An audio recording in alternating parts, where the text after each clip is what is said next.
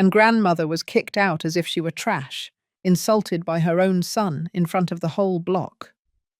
What no one knew was that inside that old suitcase she was carrying was a secret so powerful it would bring the whole family to their knees.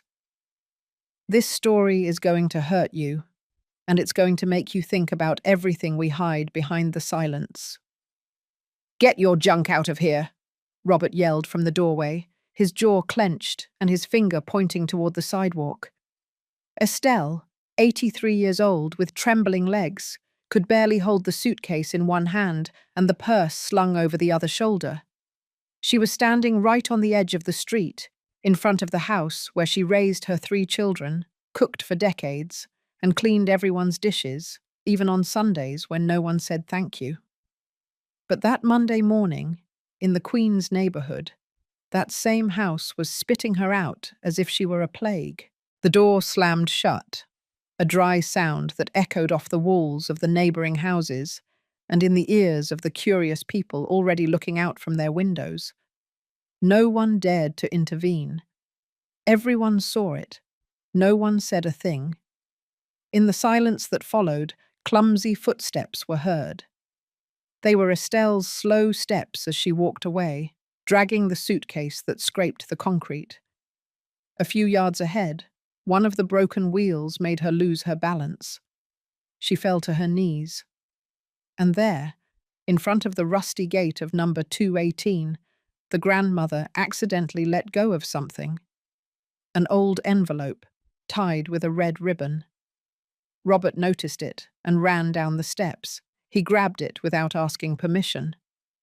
He opened it, and as he read the first name that appeared on the sheet of paper, something in his face changed completely. "Ignatius de la Torre," he whispered, as if the name burned his lips. While he read, Estelle got up with difficulty. She didn't say a single word. She didn't have the strength to defend herself, nor did she need to. She knew this day would come. She had felt it for years, that cold contempt growing in her own flesh and blood. The street was silent, but inside her chest, her heart was pounding as if it wanted to escape. She picked up the medications that had fallen out of the plastic bag, some for her blood pressure, others for the pain in her legs, and one that she no longer took, because it reminded her of something she preferred to forget. Robert, meanwhile, kept reading. The sheet was yellow, written in firm cursive script, and in the corner, a seal. Notary Public Name 17, Nashville, Tennessee. Below that, a date from 1983. "What is this?" he muttered, looking toward the street, but Estelle was already walking away, without looking back. Patricia, his wife, came out at that very moment. "Did you actually kick her out? Just like that?" "I couldn't take it anymore. She doesn't do anything. She spends all her time complaining, and on top of it keeping secrets." "What secrets?" Robert held up the paper. This isn't just anything. Look at this name. It says I'm someone else's son." "What? Whose?" He didn't answer. The paper was trembling in his hands. A cold sweat ran down his back. Something inside him was breaking. He was feeling fear, a fear he didn't know. Meanwhile, Estelle walked to the corner, where the sun beat down hardest. She stopped for a second, leaned on a pole, and took a deep breath. She thought of her husband, Julian, of his absence, of what he never knew, of what she never said. And she thought of Ignatius, the man whose name no one had spoken in more than 40 years, the man who changed her life and her son's, even though that son never knew it. But all of it was about to come to light. Now, if this story has already touched your heart from this first moment, I invite you to like this video, subscribe to the channel, and activate the notification bell so you don't miss the next chapters of this story, which is as real as it is painful. And if what Estelle went through has already moved you, write the word dignity in the comments, because even though they humiliated her, she never lost hers. And now listen carefully, because what is coming next is going to change everything. Robert was still standing there, on the sidewalk, as if the ground had been ripped out from under his feet. The envelope was still in his hands. He had opened it with arrogance, without thinking. But what he found wasn't a simple old letter that grandmothers keep for nostalgia. It was something more, something he didn't understand, something he didn't want to understand. He read the name again, this time in a low voice, so no one else would hear it. Ignatius de la Torre y Vasquez. He recognized it from somewhere. It sounded familiar. Not like a family name, but like one of those surnames that appear on bronze plaques on expensive buildings downtown, on old gates, in local history books. He was not just anyone, and according to the document, that man had had a relationship with his mother, a deep one that had left its mark. Patricia approached and snatched the paper from him. "What is this, Robert?" "I don't know," he replied, although he knew he was lying. She read it in silence, her brow furrowed hard. "You're reading the same thing I am." "Shut up," he told her, lowering his voice. "Don't talk about this here, not in front of the neighbors." The neighbors, indeed, were still watching from afar, some from Donnie's corner store, others from their windows. No one missed what had happened that morning, and now the show continued. "Who was this man?" Patricia insisted. "Why was your mother keeping this?" Robert took a deep breath. He had no answers, only questions, and more of them all the time. But one in particular wouldn't leave him alone. Why had he never known about Ignatius? And why had his mother kept silent all this time? Patricia clumsily folded the paper and put it in her purse. "Let's go. You've made enough of a scene for today." But Robert didn't move. Something inside him resisted. He was bewildered, hurt in his pride, and also, though he wouldn't admit it out loud, he was afraid. Meanwhile, 4 blocks away, Mrs. Estelle walked slowly, dragging the broken suitcase, and with a heart heavier than ever. Every step she took moved her away from the house and also from everything she had built with sacrifice. Every sidewalk square in the neighborhood had its history. Every tree, every concrete bench, every child playing in the street brought back memories.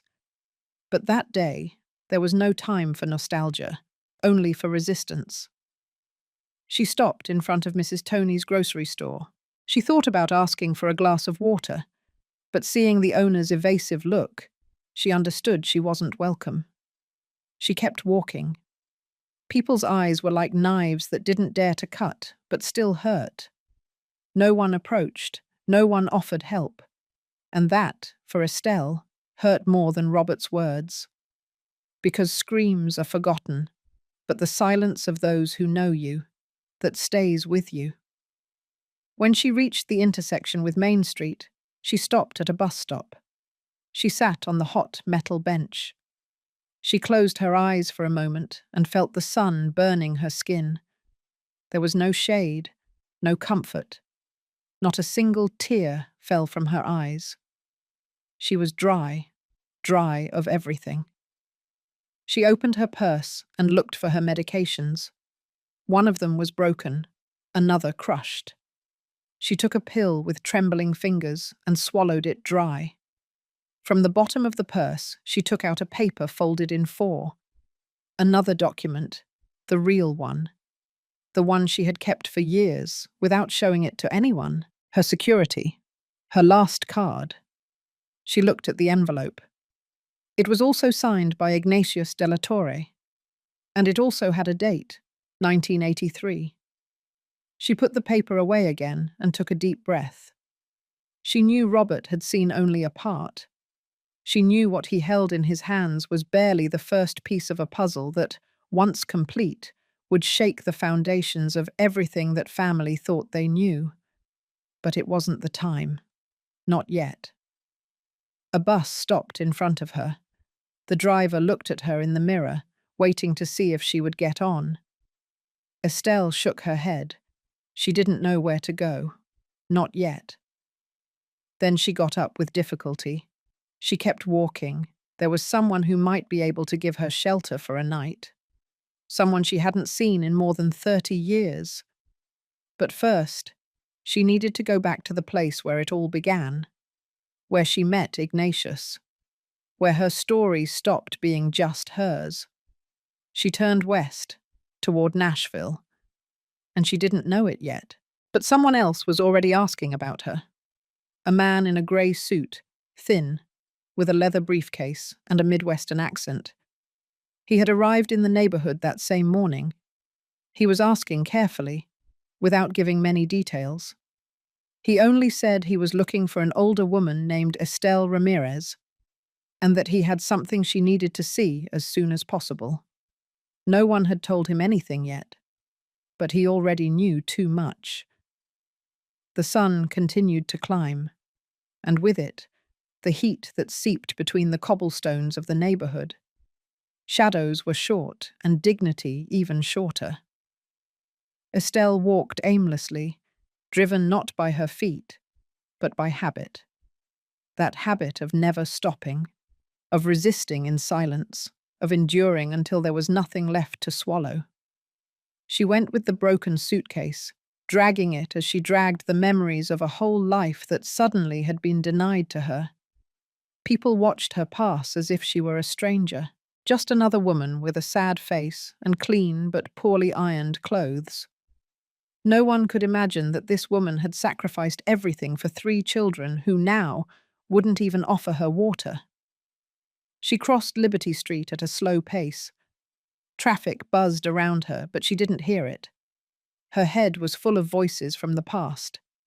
Those of her children when they were small, running barefoot in the hallway. The laughter of her late husband. Although laughter wasn't what she remembered most about him. And above all, the voice of that man she hadn't named again for decades. Ignatius. Turning onto Industry Street, her legs couldn't take it anymore. She sat on a planter next to a closed convenience store. She was thirsty, but she only had a few loose coins at the bottom of her purse. She checked. Not even enough for a bottle of water. While she tried to compose herself, a little girl playing with a ball looked at her. She watched her for a few seconds. Then she ran toward her mother, who was standing at the door of a small diner. "Mom, why is that grandma crying?" "She's not crying, sweetie. She's just resting.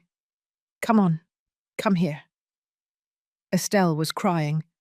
Inside. That kind of dry crying that doesn't wet the eyes, but floods everything else. A lump in her throat, a pressure in her chest, a feeling of loss that she wouldn't even know how to explain if someone asked her. She hadn't eaten. She hadn't slept. She didn't have a plan. She only had a name that wouldn't leave her head. Carla, her friend from youth.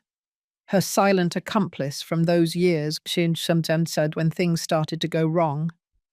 The last person who had told her, "If something ever happens to you, look me up." But more than 30 years had passed. Would she still be alive?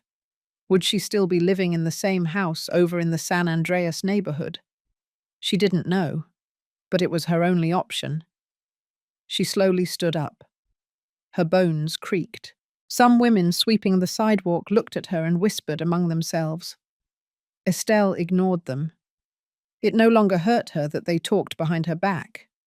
What hurt was that her own children had closed the door in her face. That hurt, like a dagger in the soul. A few blocks away, in front of the Old Town Market, she stopped again. She remembered how many times she had walked through there carrying bags with her children by the hand, buying just enough to feed them. She remembered how the money was stretched, how the time was stretched, how she stretched herself until she broke. The past didn't come in order, it came in waves. and every place she passed brought a new memory. Like that day, Robert fell on the corner and cut his eyebrow. She carried him in her arms to the nearest doctor's office. She waited for hours with him in her lap, singing softly so he wouldn't cry. And now that same boy, that same man, had thrown her out as if she had never meant anything. She kept walking. She went up Javier Mina Street, dodging closed stalls and open trash bags. In the distance, the murmur of country music musicians practicing in an apartment building could be heard. The sound of an old steel guitar stirred something in her chest. She knew that song. Ignatius had hummed it once, in a light rain, when they were walking through Nashville. Ignatius. How dare that name return now? She pressed her lips together and continued. She crossed Revolution Avenue and took the street where Carla lived, or where she had lived. She no longer remembered clearly. Everything looked the same, but different. The facades had more paint, but the glances were still just as cold. When she reached the corner, she saw the house, number 1527. She knocked on the gate. She waited. Nothing. She knocked again, this time with more force. Yes? A woman's voice answered from inside. Estelle immediately recognized that tone. It was her, no doubt. It was Carla. The voice was deeper, slower, more tired, but it was her friend. "It's me?" Estelle said, in a voice barely audible. "Who?" "Estelle. Estelle Ramirez." There was a long silence, then footsteps, then the creak of the lock. The gate opened and Carla appeared, in a housecoat, and her eyes narrowed against the sun. They looked at each other. 40 years fit into those seconds of silence. And then Carla hugged her. They didn't say anything. The hug said everything. She ushered her inside, offered her water, prepared her some tea. She asked what had happened, but Estelle didn't speak right away. She just said, "I need to rest." Carla prepared a room for her with an old but clean mattress. She left a blanket and closed the door carefully. Estelle lay down, looking at the ceiling. She didn't know if she would sleep or if her mind would allow her that rest. But at least for the first time in days, she wasn't alone. However, what neither she nor Carla knew was that that same night, someone else would knock on that door. And they weren't coming to offer comfort. They were coming for answers, and they wouldn't leave without them. Carla wasn't one for hugging. She never was. She was a woman of strong character, a direct gaze, and a sharp tongue. But that day, when she opened the door and saw Estelle standing in front of her house after so many years, time trembled between her fingers. They hugged without words, as if what wasn't said in 3 decades could fit into a single gesture. Estelle, exhausted, trembling, felt in that moment that she wasn't falling because someone was finally holding her up. Carla ushered her inside. She prepared her some chamomile tea with honey. She warmed up some tortillas and put refried beans on the table. She didn't ask anything at first. She just let her eat. She just watched her. With moist eyes, but without letting it show in her voice. After a few minutes, when the silence was getting too long, Carla spoke. "What happened, Estelle?" Estelle swallowed. She didn't answer immediately. The cup trembled in her hands. Carla leaned closer and placed a hand on her wrist.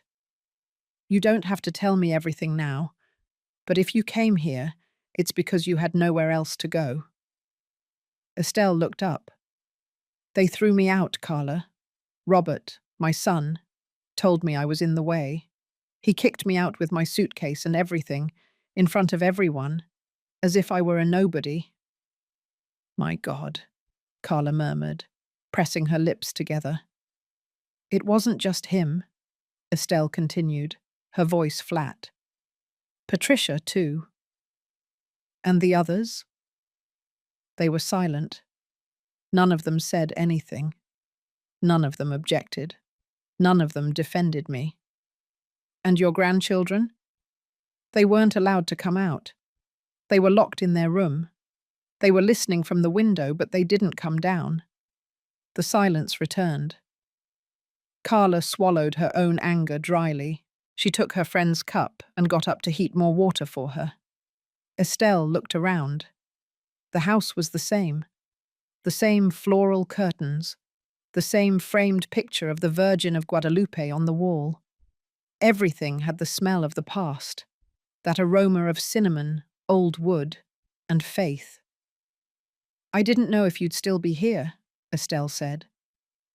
I thought maybe you had already left. Maybe you wouldn't be here anymore. I'm still here, Carla replied from the kitchen, more wrinkled, more tired. But I'm still here. Thank you for letting me in. Don't be silly, this is your house. It always was.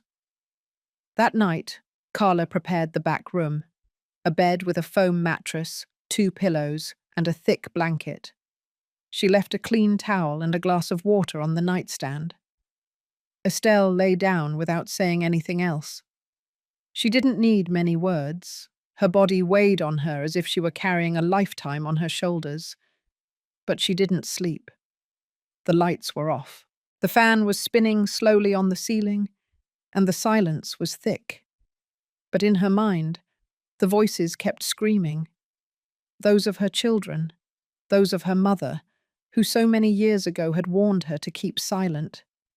Those of Ignatius, with that deep, sweet tone, so different from the other men she knew. She closed her eyes. For the first time, she allowed herself to clearly remember Ignatius's face when he told her, "If something happens to me, tell Robert the truth." The day he gave her that envelope, the handwriting he used to write everything, and her, hiding it out of fear, out of shame, to protect. Who? Him, her son, herself. Dawn found her with her eyes open. Outside, the street was quiet. Only the distant dogs could be heard occasionally, a motorcycle passing at full speed, and the faint hum of the sleeping city. And then, around 5 o'clock in the morning, Carla gently knocked on the door. "Estelle? Someone's at the gate." Estelle sat up in bed, bewildered. "Who?" "I don't know. It's a man. Well-dressed. He says he's from a law office downtown, that he needs to talk to you. Urgently."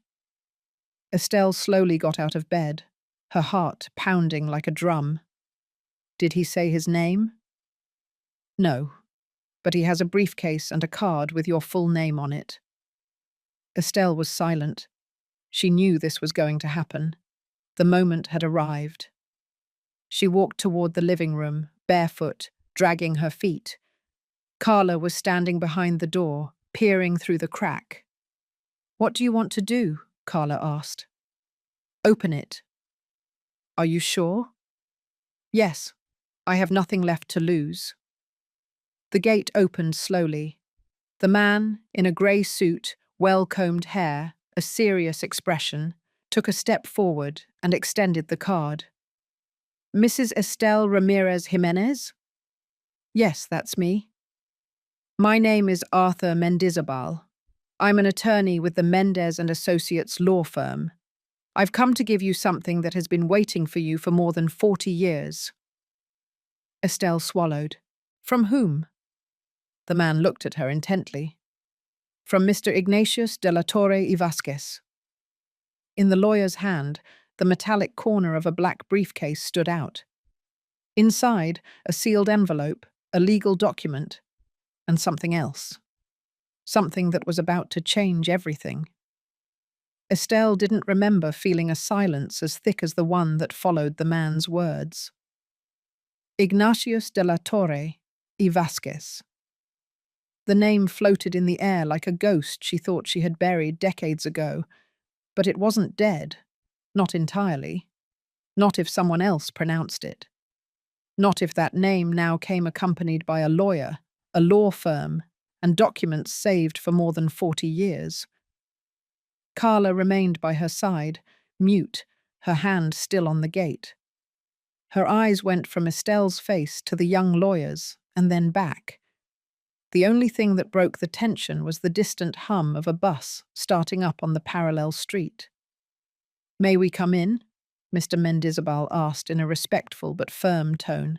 Estelle took a deep breath and nodded. "Yes, come in." Arthur crossed the gate and entered the small living room. He carried a dark leather briefcase, impeccably closed. He sat on the edge of the sofa, his back straight, his hands clasped on his knees. Estelle remained standing. "What is it you've come to tell me?" she asked bluntly. "Mrs. Estelle, first of all, let me tell you that this is not a legal notice or a simple procedure. What I'm about to show you was a direct instruction from my client, many years ago, and it was delivered to our office with the sole condition that only you could receive it, no one else." "Ignatius?" "That's right. He left everything in our hands in the year 1983, just before, well, his passing." Estelle slowly sat down. Carla placed herself next to her, without saying a word, but with glistening eyes.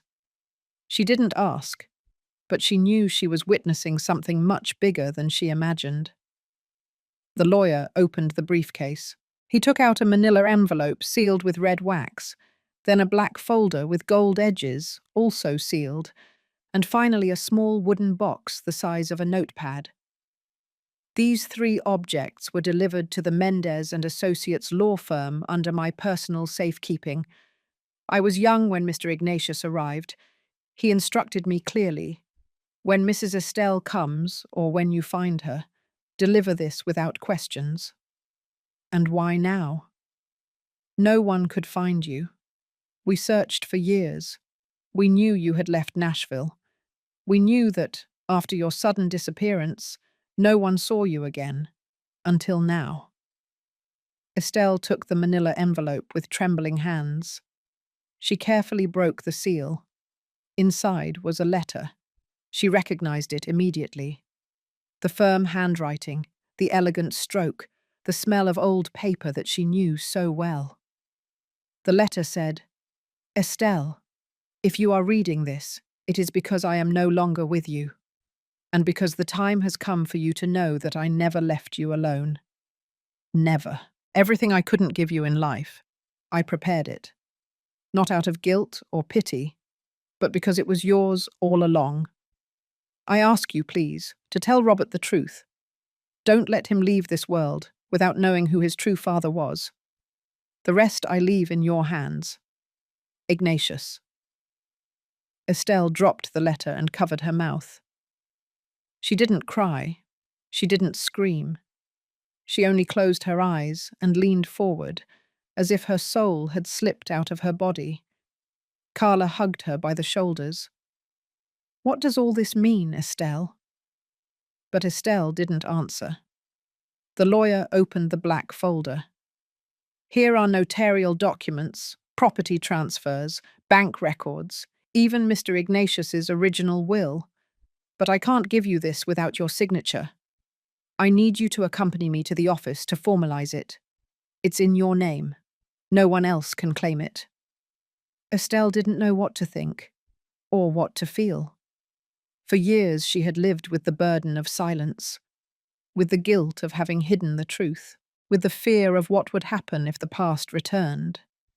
And now, the past was sitting in her living room, in a suit and tie, with legal seals and words like property and will. "I need a few days," she murmured. "I understand," the lawyer said, standing up. "There's no rush, but you should know that this cannot remain hidden much longer. There are important names in these papers, people who will want to prevent this from coming to light." "Like who?" "Alfonso de la Torre, Ignatius's brother. He never accepted the relationship, and when his brother died, he inherited everything that you should have received." Carla put her hand to her chest. That man is still alive. And very well, but not for long. The lawyer closed the briefcase. I'll leave you my card. As soon as you're ready, call me. But be careful, madam. Someone else already knows you've appeared. We don't know who tipped them off, but Alfonso is moving. Estelle squeezed the letter between her fingers. She knew this wasn't going to end with just an envelope. She knew that now silence was no longer an option. And she knew, more than ever, that before moving forward, she would have to return to the place where it all began. The tailor shop, Juarez Street in the heart of Nashville, where she saw Ignatius for the first time, where everything began. The tailor shop where Estelle worked was on a narrow, bustling street in Nashville, right behind the Parian Market. It was a modest place, with a peeling wooden door and a metal curtain that they rarely lowered. Inside, 3 sewing machines lined up, a long cutting table, and an old radio that almost always played blues music. She was 21 years old when she started there. Thin, with her hair tied back in a tight braid and her gaze always lowered. She was good, quick with her hands, patient with details. Mrs. Dell, Angela, the owner of the place, entrusted her with the most difficult jobs: hems on expensive dresses, alterations for nervous brides, invisible men's for evening gowns. One Thursday afternoon, while it was raining lightly on the metal roofs, a man entered carrying a bag of clothes on his left arm and a wet umbrella in his right. He wore a burgundy suit, polished Italian shoes, and a look that was nothing like that of the shop's usual customers. "Do you fix fine clothing here?" he asked, with a measured but firm tone.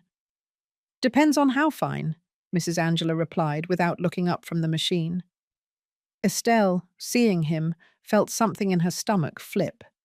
It wasn't fear, it was something else, a mix of nerves and curiosity that she couldn't explain. The man took out a white linen shirt, wrinkled and torn on the side. "The seatbelt in my car did this. It's new. My wife gave it to me yesterday. I don't want the seam to show." "Leave it to my girl," Angela said, pointing to Estelle. "She has finer hands than a French seamstress." He approached, handing her the garment carefully. "What's your name?" "Estelle." "Nice to meet you, Estelle. I'm Ignatius de la Torre."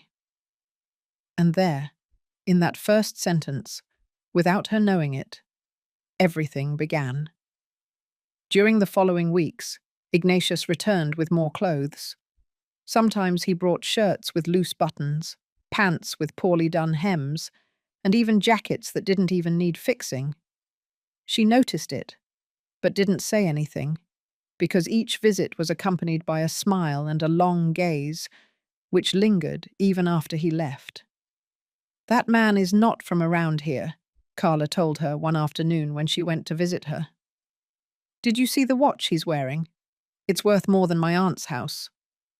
"I don't care what it's worth," Estelle replied. "He treats me with respect." People who want to use you do that too, but Estelle didn't answer, because inside her, something was opening, a new crack through which a light she had never felt was seeping in. One day, Ignatius waited until the shop closed. "Can I buy you a coffee?" She hesitated, looked around. No one was watching them. Just for a little while. They went to a small coffee shop near downtown. He ordered black coffee, she ordered hers with milk and a little cinnamon. They talked little, but when they said goodbye, Ignatius held her hand for a few seconds longer than necessary. "You have eyes that don't match the sadness you carry," he told her. Estelle didn't sleep that night. The outings became more frequent. Ignatius rented a modest house in Antioch, where they spent their afternoons talking, cooking, listening to music. He never rushed her, never forced her.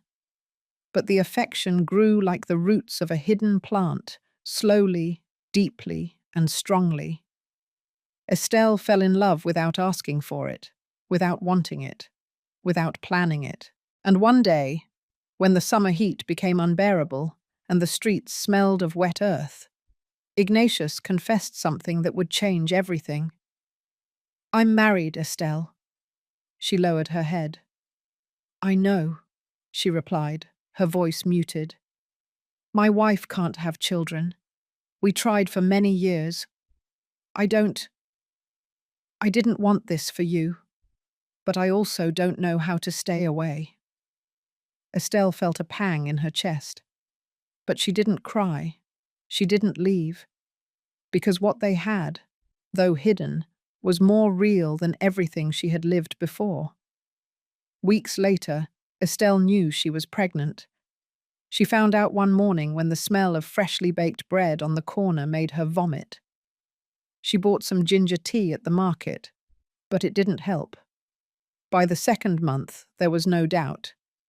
Ignatius took the news in silence. They sat in the house in Antioch, under the shade of a bougainvillea, and he told her, "I'm going to take responsibility. I don't want that child to lack anything. He is my son, and you are the only family I have. And your wife? She can't know.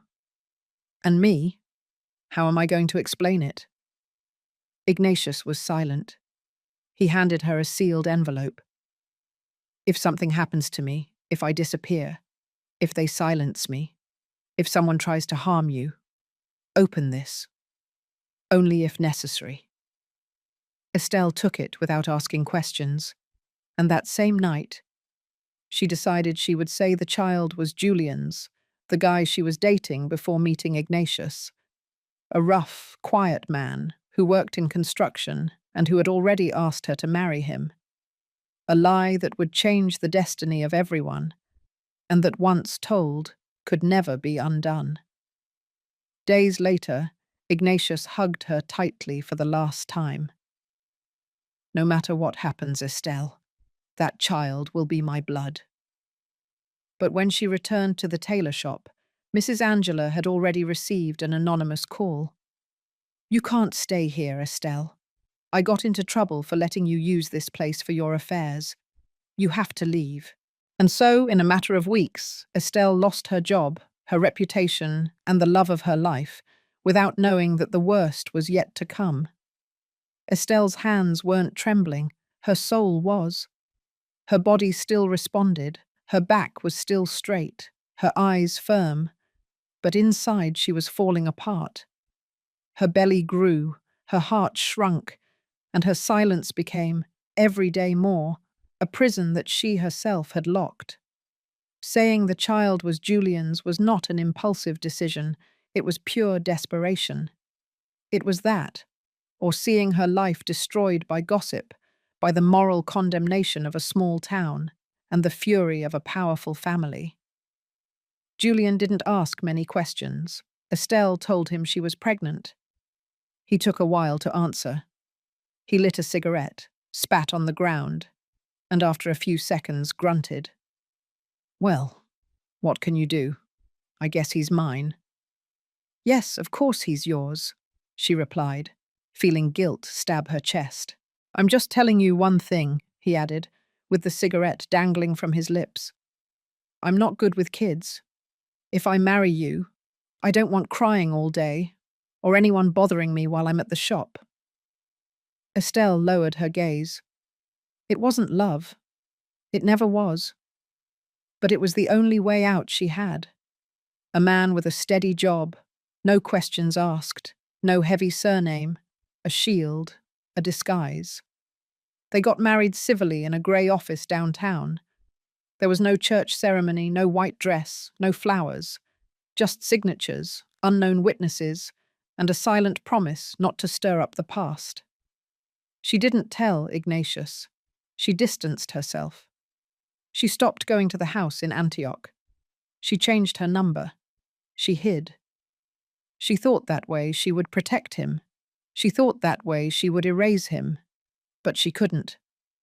He appeared a month later, looking for her everywhere. He found her leaving the market with a bag of tomatoes and another of cloth diapers. He looked at her as if the air had been snatched from him. "What did you do?" what I had to do. And my son? He is not your son. The phrase came out without soul. It wasn't true, and he knew it. Estelle, Ignatius whispered, don't do this to me. She didn't answer. She only looked at him, with watery eyes and a shattered soul. And then she left. That was the last time she saw him. The following months were a thick fog. Julian was not violent, but he was cruel. His indifference cut deeper than a shout. He worked long hours and came back late, smelling of beer and grease. He didn't talk. He just turned on the television and fell asleep on the couch. Estelle's pregnancy was lonely. No caresses on her belly, no sweet words, no shared illusion, only nights of insomnia, tired feet, and a broken heart that refused to heal. Robert was born in a public hospital, without flowers, without visitors, without a present father. Julian arrived 2 days later, left a box of milk and a pack of diapers, and left without even holding the baby. Even so, Estelle looked at him as the most beautiful thing she had ever seen in her life. He had Ignatius's eyes, the broad forehead, the strong chin, and a way of crying that seemed like a complaint from the cradle. They registered him with Julian's last name, Ramirez, without knowing that behind that paper hid a story that one day, sooner or later, would want to come out.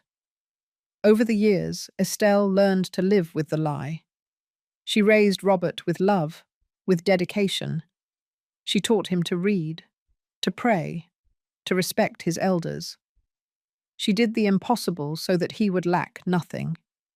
And in every gesture, in every kiss, in every lunchbox she prepared before he went to school, she felt Ignatius's presence, silent, painful, constant. But the lie was heavy. It weighed more and more. Sometimes, Estelle would lock herself in the bathroom and take out the envelope Ignatius had left her. She would look at it. She would caress it. She wondered if one day she would have the courage to open it. And she didn't, because she knew that inside there wasn't just a paper. There was a mirror, and in that mirror she would have to look at herself without excuses. The years passed. Julian remained absent. Robert grew up. 2 more children were born, children who were Julian's, and who, to Estelle's surprise, received a little more affection from their father. She never understood why. Maybe Julian sensed something. Maybe he knew Robert wasn't his, although he never said it. But the treatment was different. Colder, more distant, and Estelle lived divided. She loved her children, all of them, but she watched over Robert with a silent intensity, with a guilt she couldn't erase. She hid his origin, his true name, his true father. She thought she was doing it to protect him, but deep down, she was also protecting herself from the shame, the rage, the scandal. Until one day life caught up with her. Ignatius died. She was notified by a brief letter, without details, without explanations. It said he had been in a highway accident, that the car had rolled over, that the body was recognized by his brother. There was no funeral. There was no farewell. Estelle kept that letter along with the envelope Ignatius had left her, and that night, after putting the children to bed, she locked herself in the room, sat on the edge of the bed, and opened it. But what she found inside was not just a confession. It was a warning, one that would chill her blood for years and that would very soon knock on her door. Estelle took several minutes to read the entire letter. Ignatius had written clearly, like someone who knows they are running out of time, like someone who has lived surrounded by enemies and has to hide every word under 7 locks. It was not a romantic letter. It was not a farewell. It was a warning. It said that if something happened to him, not to trust his brother Alfonso, not to let him take control of his assets, his decisions, or his legacy, that Estelle should keep that letter and protect her son with it. that one day someone would come for him. If I die in an accident, it was not an accident. Those words stabbed her in the stomach like knives. She sat on the bed with trembling legs, her eyes fixed on the paper, and her chest heaving. She felt like she couldn't breathe. Outside, the children slept. Julian was snoring on the couch. The house was in shadow, and inside it a hurricane had begun. She hid the letter under the loose floorboards of the closet, along with the one notifying her of his death. She lay down and closed her eyes. But she didn't sleep. Because although Ignatius was gone, what he had sown continued to grow, invisible, underground. Months passed. Life became a cold, uneventful routine. Julian remained absent, cold, without affection. Robert grew up strong, intelligent, curious. Estelle tried to avoid comparisons, but sometimes, when she looked at him in profile, a sigh escaped her. He had the same expression Ignatius had when he was angry, the same furrowed brow, the same way of biting his lip when concentrating. The other two children, products of her union with Julian, were different. More withdrawn, more nervous. The atmosphere at home was heavy, full of silences, of unsaid things, of shared but unlived spaces. A year after Ignatius's death, the unthinkable happened. Julian didn't come home one night. It wasn't unusual. Sometimes he stayed out drinking with his colleagues from the workshop. But this time he didn't let anyone know. He didn't call. He didn't return the next day. They found him 2 days later, on the outskirts of Murfreesboro, on a dusty dirt road, inside his truck, with an empty whiskey bottle on the seat and a blow to the head that, they said, was from a fall when he tripped. Estelle received the news in silence. She didn't cry. She didn't ask many questions. She only went to identify the body, signed the papers, and returned alone on public transportation, with the children asleep on her lap. No one investigated anything. No one questioned how a man who barely drank could end up dead with an empty bottle and a wound on his temple. No one connected his death with Ignatius's. But Estelle did. She didn't say anything. Not to the family, not to the neighbors, not even to Carla, who showed up with chicken soup and donuts for the wake. She only thought about one thing, Alfonso. From then on, her world became survival. A widow with 3 small children, without a trade or stable income, Estelle had to clean houses, wash other people's clothes, cook to order, embroider secretly in the early hours of the morning. She ate just enough not to faint, slept just enough to stay on her feet, and yet she never complained. She never allowed herself the luxury of collapsing. Robert started working at 14. He was serious, reserved, and with a pride that sometimes oozed from his pores. Estelle raised him with firmness, with sacrifice, and with that silent love that is stronger than hugs. But every time he asked about his father, she answered the same. He was a hard worker but cold. You are more like me. They never talked about Ignatius, never about the letter, never about anything that couldn't be seen, touched, or hidden. The years kept passing. One afternoon, while cooking tamales to sell in the St. Sebastian Town Square, Estelle heard a last name on the radio that froze her blood. Mr. Alfonso de la Torre y Vasquez, Tennessee businessman, will receive a state government recognition this Thursday for his career as an investor in the real estate sector. The spoon fell from her hand. The boiling oil splattered her wrist, but she didn't react. She only thought about that. He was still alive, rich, intact, reputable, and she was still silent. That night, when the children were asleep, she went to the closet, took out the loose board, and read Ignatius's letter again. The words were no longer a warning. They were destiny. She knew she couldn't keep that secret forever, that sooner or later Alfonso would seek to clean up his history. and to do so, he would have to erase her. But it wasn't time yet. She wasn't ready yet. She still couldn't face the past. Not until she saw what her son would become. The same one who, without knowing it, was about to repeat the history she so wanted to avoid. Robert had always felt that something didn't quite fit. Since childhood, he realized that his father's treatment of him was different from what his brothers received. Julian was sparse with everyone, yes, but with him there was a particular coldness, a distance that he didn't know how to name. He never hit him, he never yelled at him, but he never hugged him either, and in a house where love was already scarce, that was noticed as a huge void. Over the years, Robert became a reserved, proper young man, with a strong sense of duty. He worked from an early age, helped in whatever way he could, and avoided conflicts. But there was something inside him, something that pushed him to seek answers, questions that no one dared to ask, not even him. When Julian died, Robert was 15 years old. They held the wake in a small funeral home in the neighborhood, with weak coffee and artificial flowers. Estelle stood all the time with a lost look, without a single tear.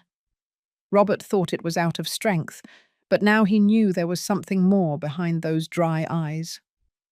Years passed, and Ignatius's name disappeared from the home, or rather, it was never pronounced. It wasn't a topic. It didn't exist. Until that day when Robert, now an adult, found the envelope dropped next to the sidewalk.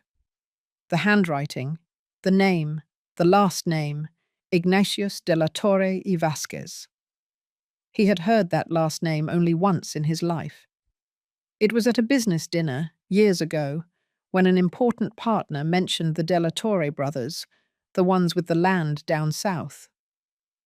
Robert didn't pay attention, but now that memory returned like a dry flash of lightning in his head.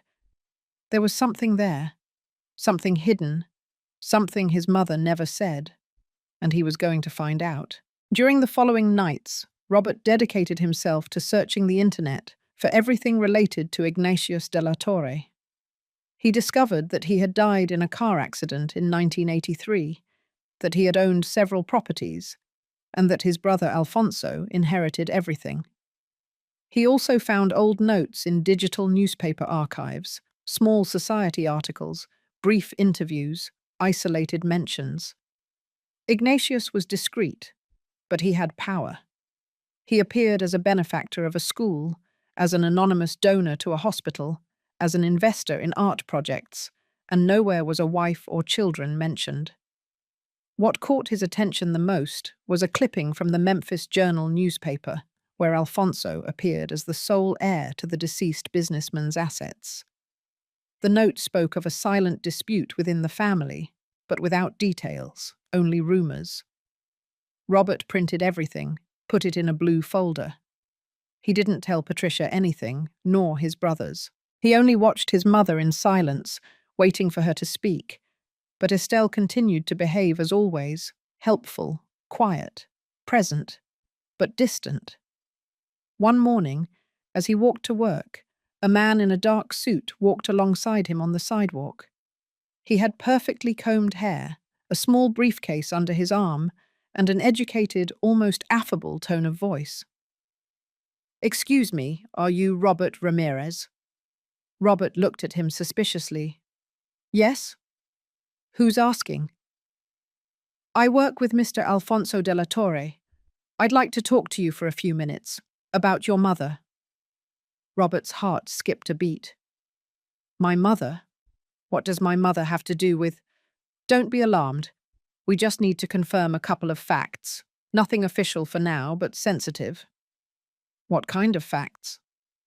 "About her origins, her past relationships, her close circle during the 1980s, especially in Nashville." Robert felt his mouth go dry. And why would Alfonso de la Torre be interested in that? The man smiled, but without warmth. "Let's just say there are unresolved family matters, and it's better to prevent than to regret." "Are you threatening my mother?" Not at all. We just want to avoid confusion. The man took out a card. He extended it. When you're ready, call me. But remember, there are truths that are better left undisturbed. Not all secrets need to be discovered. He left without saying anything else. Robert stood there for a few seconds with the card in his hand and a whirlwind in his head. That man knew something, and it wasn't insignificant. When he got home that night, he saw Estelle in the backyard, folding clothes. He watched her for a long time, with a mixture of anger, tenderness, and confusion. He wanted to ask her. He wanted to confront her. But something stopped him, because for the first time he was afraid of the answer. That same night, in another part of the city, Alfonso was talking on the phone from his office. We've contacted him. He's smart. He won't trust us right away. And what if he starts asking too many questions? Then we'll take care of him, like we did with his father. On the other side of the line, the voice didn't respond. It just hung up. And on Alfonso's desk, next to a Mont Blanc pen and a half-finished whiskey, rested an old black and white photograph. In it, a young man, Ignatius, smiled, hugging a woman with a timid gaze, Estelle. And on the back, written in smeared ink, it read, "My only mistake was not protecting her more." The enemy's presence was no longer a suspicion, it was a shadow. And it was getting closer. The next morning began like any other. The sound of the garbage truck passed punctually at 6:30. The bells of the bakery on the corner announced that there were hot rolls, and Carla, as usual, was already sweeping the sidewalk in her floral housecoat and the scowl she always wore when she had to go out without makeup. Estelle got up with a heavy body, as if she hadn't slept. In reality, she had slept little, but it was her soul that couldn't find rest. Since the lawyer Mendizabal appeared with Ignatius's letter, since she saw those sealed documents with names she had avoided for so long, her life had taken an internal turn. She didn't show it. She kept speaking with the same serene voice. She kept folding the clothes with precision. But inside her, something had been activated. Fear. It wasn't fear of Alfonso. It was fear that everything she had kept for decades would come to light, in the worst way. That same morning, while she finished making the bed in the room where she slept at Carla's house, someone knocked on the gate. It wasn't just any knock. It was slow, firm, 3 spaced knocks. Carla was the first to peek out. "Who is it?" she yelled with that "don't mess with me" lady's voice. "Good morning. I'm looking for Mrs. Estelle Ramirez," a man said with an educated tone, but without a hint of warmth. Estelle listened from inside and froze. "Who's asking?" Carla replied. "I was sent by Mr. Alfonso de la Torre. I just want to deliver something personally. It won't take more than 5 minutes." Estelle slowly came out. Carla looked at her with an alarmed expression. "Don't open it," she whispered. "That name, I don't like it." But Estelle, against all logic, walked to the gate. The man was young, dressed in a suit, perfectly combed. He didn't look like a thug or a bill collector or a government official. But he didn't look like just a messenger either. "Are you Mrs. Estelle Ramirez?" "Yes." "My name is Maurice. I just have an errand. Mr. Alfonso wants you to remain silent, not to stir up things from the past, not to seek justice where there is no trace left." Estelle looked at him with serenity. "Is that a threat?" "No, it's advice. But I must also warn you that if you insist on stirring up the past, there will be consequences. Not for you," he paused for a long time, "but for your son." That phrase was like a knife to the throat. Carla came out in a fury. "Get out of here, you wretched man! Who do you think you are? This isn't a politician's bar. It's my house." The man was unfazed. He took an envelope from his jacket pocket and dropped it into the mailbox. "Read it carefully, we are not playing around." And he walked away without looking back.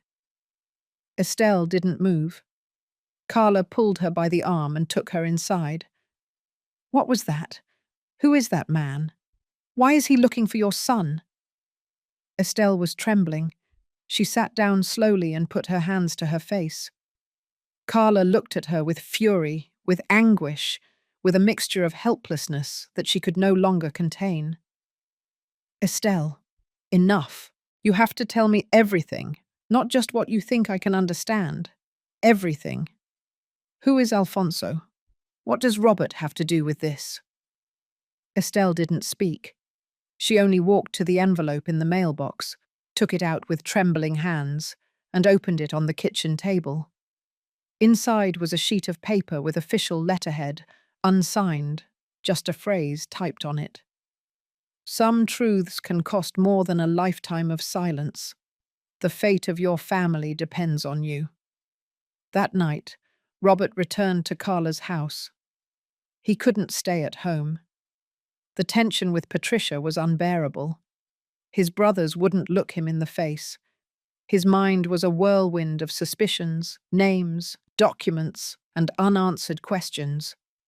When he entered, he saw his mother sitting in the living room with the envelope in her hands. "What is that?" A warning. From whom? Estelle looked at him with heavy eyes. "From someone who wants me to keep quiet." "And you? Are you going to do it?" She was silent for a few seconds. "I don't know, Robert. Not for me. For you. You don't know what's at stake." Robert approached. He sat in front of her. He looked at her firmly. "Mum, I need to know the truth, no matter what it is, no matter who it destroys. If you don't tell me, I'm going to look for it on my own." Estelle pressed her lips together. Carla, who was watching them from the kitchen, didn't say anything. Then Robert took out the card the man had given him a few days earlier from his backpack. He left it on the table. Estelle recognized it immediately. That man already came. This morning. He told me the same thing you're saying now." "And what do you want to do?" She swallowed. "Call the lawyer, the one who came with Ignatius's documents, and open everything." "Are you sure?" "No. But it's no longer about me. It's about you." And when Carla approached with 3 cups of coffee and placed them on the table, no one said anything else, because in that moment, everyone knew that the storm had begun. But no one imagined what was about to come out of that chest, locked for more than 40 years. And also, who else was willing to prevent it? At all costs. Patricia wasn't stupid. She never was. What she was observant. Quiet, yes, but with her eyes open. And for several days she had noticed something strange about Robert. He came back later, talked less, ate without really tasting the food, and had that expression that is only seen on the faces of men who are about to commit an act of folly or discover a truth. That morning, while Robert was showering and the children were at school, Patricia entered the room Estelle had used while she lived with them. It was already empty. The sheets folded, the pillows stacked, the closet open. But she knew that the real stories are not hidden in the obvious. She slowly opened the drawers. She checked carefully. Nothing, only a rosary, a small picture of St. Jude, and a bag with buttons and needles. But when she bent down, she noticed something she had never seen before. A false bottom in the bottom drawer of the closet. An old wooden board with a small indentation on one side. She put her fingers in. She pulled. What she found there wasn't just a notebook. It was a diary, with thick, dark brown covers, worn edges, and pages yellowed by time. She opened it carefully. Estelle's handwriting was elegant, firm, very different from the hurried handwriting on shopping lists or notes in the kitchen. The first page said, If someone ever finds this, do not judge me until you read the last word. Patricia swallowed. She slowly turned the pages, almost afraid of what she was about to read. She did it sitting on the floor, cross-legged, as if she were a child peering through her grandmother's letters. But every line she read took her further away from the image she had of Estelle, and closer to another she never would have imagined. She read about Ignatius, about how she met him, about the secret meetings at the Antioch house, about the pregnancy, about the decision to marry Julian to protect Robert. And then she came to a stained page, as if she had cried while writing it. I never could tell him Julian wasn't his father. I was afraid of losing him, of him hating me, of Ignatius not coming back. But I was wrong. Silence kills too, sometimes slower, but deeper. Patricia was silent for a long time. Then she closed the diary and took it to her room. She hid it among her things. She didn't say anything that night, or the next day, or the following week. But what she had read had left its mark, not only because of the story, but because, unintentionally, she had discovered that her mother-in-law was more human than she thought, and that her husband was living a lie so big that any attempt to uncover it could completely destroy him. Days later, Robert returned home later than usual. He was exhausted, his face haggard, his shirt wrinkled. Patricia was waiting for him at the dining room table with her arms crossed. "We need to talk," she said bluntly. "Now, I'm beat." "Now," she repeated, and her tone didn't allow for discussion. Robert sat down, resigned. "What's wrong?" She went straight to the point. "I know about Ignatius de la Torre." He blinked. He tensed up. "What did you say?" "I read your mother's diary. I found it in the room." The silence was absolute. Robert abruptly stood up, but didn't speak. He took a few steps, then stopped. He sat down again. "And what do you think?"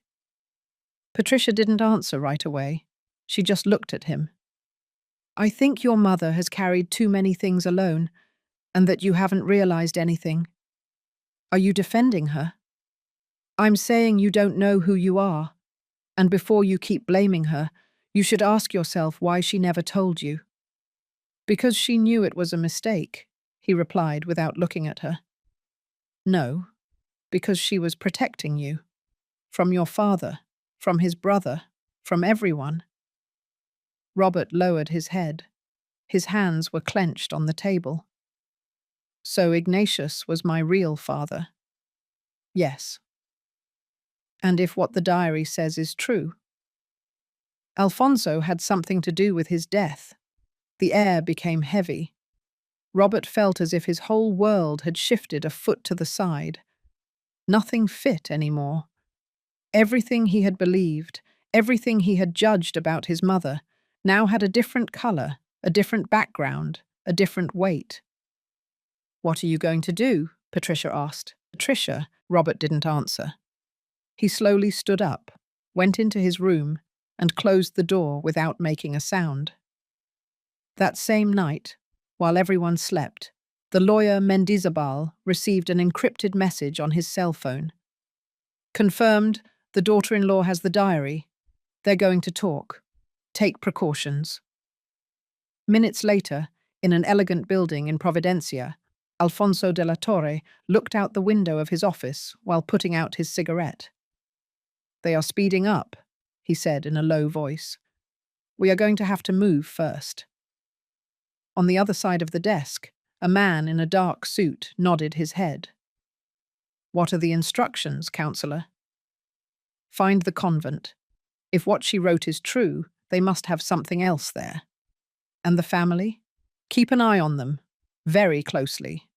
And if necessary, get your hands dirty." The man stood up without saying a word. Meanwhile, in a modest house in the Queen's neighborhood, Patricia kept the diary under her pillow, unaware that what she held in her hands was not just a story. It was proof, a threat, and also a bomb about to explode. The atmosphere in Robert and Patricia's house became dense, as if the air was full of questions no one wanted to ask, but that everyone felt vibrating under their skin. Since Patricia confessed to reading Estelle's diary, the silences between them became longer and heavier. They didn't fight, but they didn't look at each other the same way either. It wasn't anger that floated between them. It was uncertainty, and sometimes that is more dangerous than rage. Robert left early with his head down, avoiding his wife, his children, his own reflection in the mirror. He knew he couldn't keep postponing it. He had to confront his mother. He had to know the complete truth, not just the parts that were already burning inside him. But before he took that step, someone else would do it for him.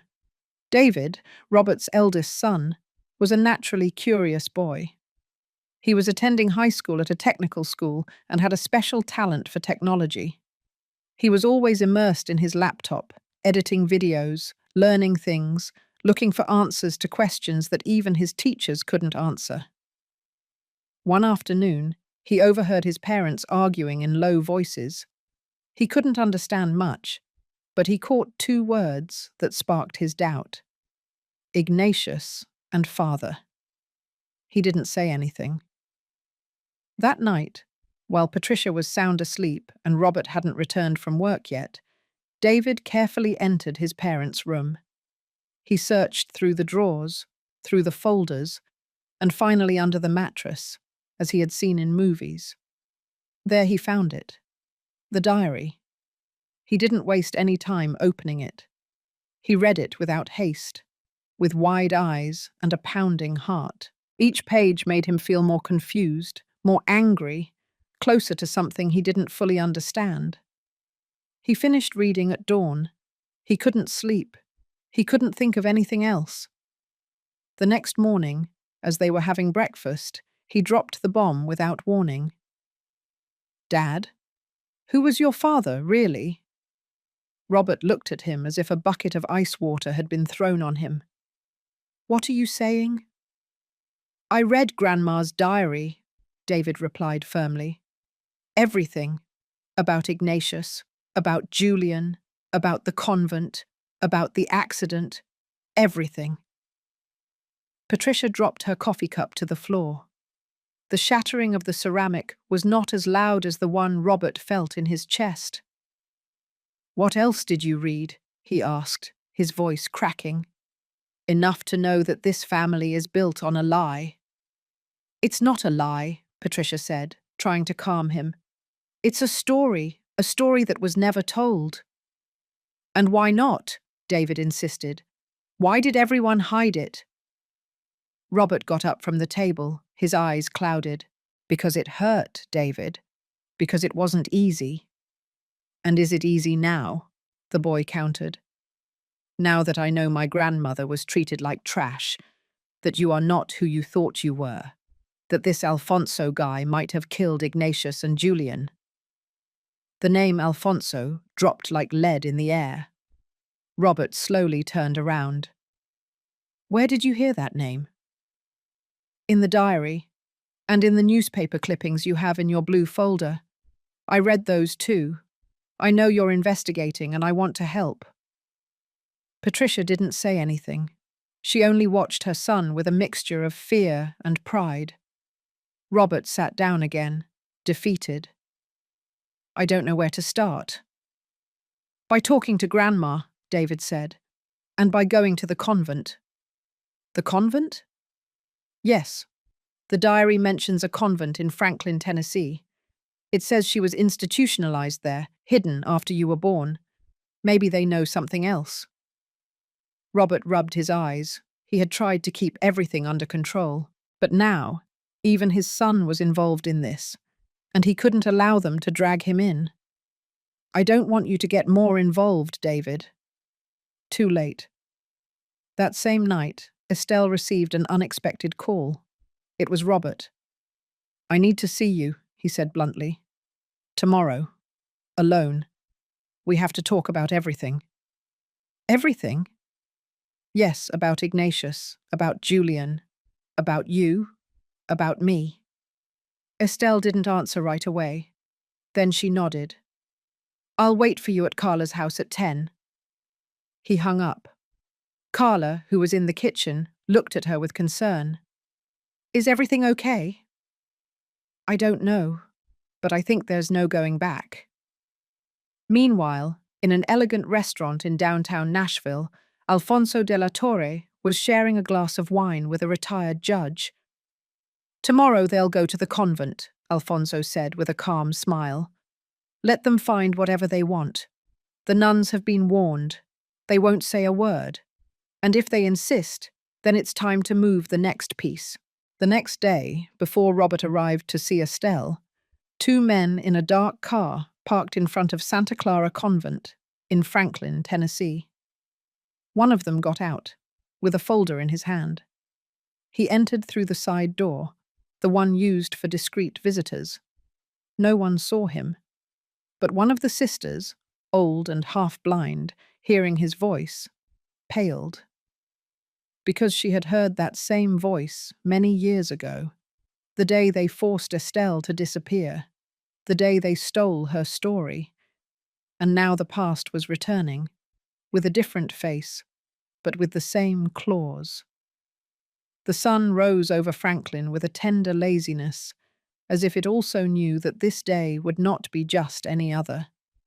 The air smelled of freshly baked bread and wet earth, although it hadn't rained. Estelle slowly climbed the stone steps leading to the entrance of the old Santa Clara Convent, one of those places that, just by looking at the facade, make you keep silent without anyone asking. She was dressed in simple clothes, but well ironed. Carla had accompanied her to the corner and then stayed behind out of respect. Estelle preferred to go in alone. She didn't want anyone to see how her hands trembled or how the memory squeezed her chest with every step she took. The convent door didn't have a bell or an intercom or a camera, only a brass knocker, cold and oxidized by time. She knocked 3 times. She didn't have to wait long. An older sister with her veil slightly crooked and a kind smile opened it. Sister Aurora? Yes, Estelle recognized her immediately, and by the way the nun narrowed her eyes and put her hand to her chest, she knew the nun recognized her too. Estelle? Ramirez? Both looked at each other as if time had stopped right there, right in the frame of that door. I spent many years wondering if you would ever come back, the sister said in a low voice. Estelle nodded, tears held back. Today I'm not here for me. I'm here for what I left behind, and for what you kept silent about. The sister moved aside and let her in. The interior of the convent was just as she remembered it, cool, with thick walls and the smell of old incense. The echo of her footsteps felt louder in the hallways. Every corner had a story, every wooden bench, every dusty stained glass window, every creaking door. Sister Aurora led her to a small office behind the chapel. They closed the door. The air became thick. Don't misunderstand me, sister. I know why you did it.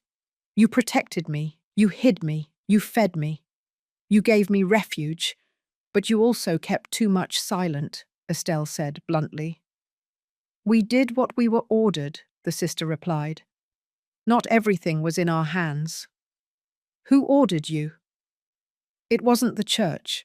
It was a private donation, a conditional help, a discreet visit, a powerful last name. Estelle didn't need her to say the name. Alfonso, she whispered. Sister Aurora lowered her head. He came here once, very early, with a lawyer. He brought a letter supposedly signed by his brother and asked for access to the room where you were. We didn't let him in, but we did give him a copy of the register. We thought it was a family matter. We didn't know what would come next. Did you keep anything? The nun hesitated. Then she got up and opened a locked drawer. She took out a yellowish envelope, sealed with broken wax. "This was saved with your name on it. We never gave it to you. Sister Letitia said you left so hurriedly that morning when they secretly took you away that no one thought to hand it to you. And then Alfonso came back, and we were forbidden to have contact with you." Estelle took it with trembling hands. "What's in here?" "I don't know. We never opened it." Estelle carefully broke the seal. Inside was a sheet of paper folded in four. She recognized Ignatius's handwriting before reading a single word. The ink was faded, but still legible. "Estelle, if you are reading this, then you managed to escape Alfonso's shadow. Don't trust anyone. If something happens to me, look for Mr. Mendizabal. He has the will, the papers, the receipts. I left everything in order for you. Don't let my brother take the only thing that belongs to you by right, you and our son." Estelle put her hand to her chest. "He knew," she murmured. "Long before he died," the sister added. "And I think he also knew that someone would want to silence you." Estelle was silent for a few minutes. Then she looked up. "I need something else, sister. Anything you ask for, daughter. I want to know if anyone else came to ask about me lately, in these past few days." Sister Aurora hesitated. She became nervous. "Yesterday, just before you called, a man came. Grey suit, soft voice. He said he was your lawyer, but he didn't show us any identification. He only asked if you were here in the 1980s. We didn't give him any information, but I saw him look toward the archives. He was very interested. Too interested." Estelle closed her eyes. "They are already looking to destroy what hasn't come to light yet. What do you plan to do?" "Not hide anymore. Not anymore." Hours later, Robert arrived at the convent, as they had agreed.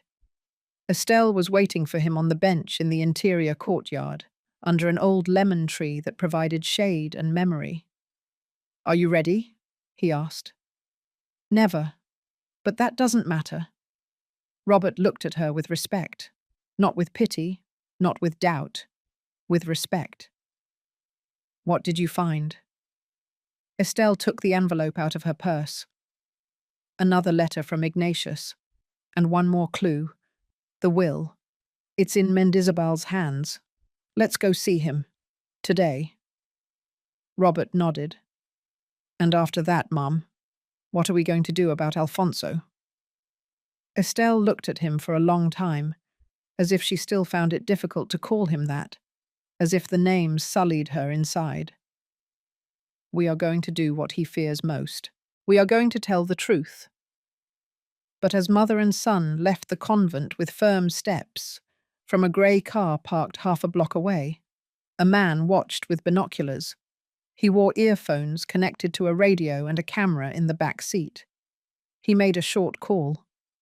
"They've left. They're heading to the law office." On the other side, a voice responded. "Don't lose them. If they open that will, everything will collapse. Be prepared. It's time to act." Mr. Mendizabal's office was located in an old mansion in the Upper East Side neighborhood, one of those buildings that survive among modern skyscrapers as stubborn witnesses of the past. The facade was covered in vines, and the black iron gate creaked every time someone pushed it. Estelle and Robert arrived shortly before noon. They had left the convent in silence, their minds full of names, dates, and fragments of memories that didn't settle in their minds. Estelle held the envelope with the newly recovered letter in her purse, as if it were a sacred object.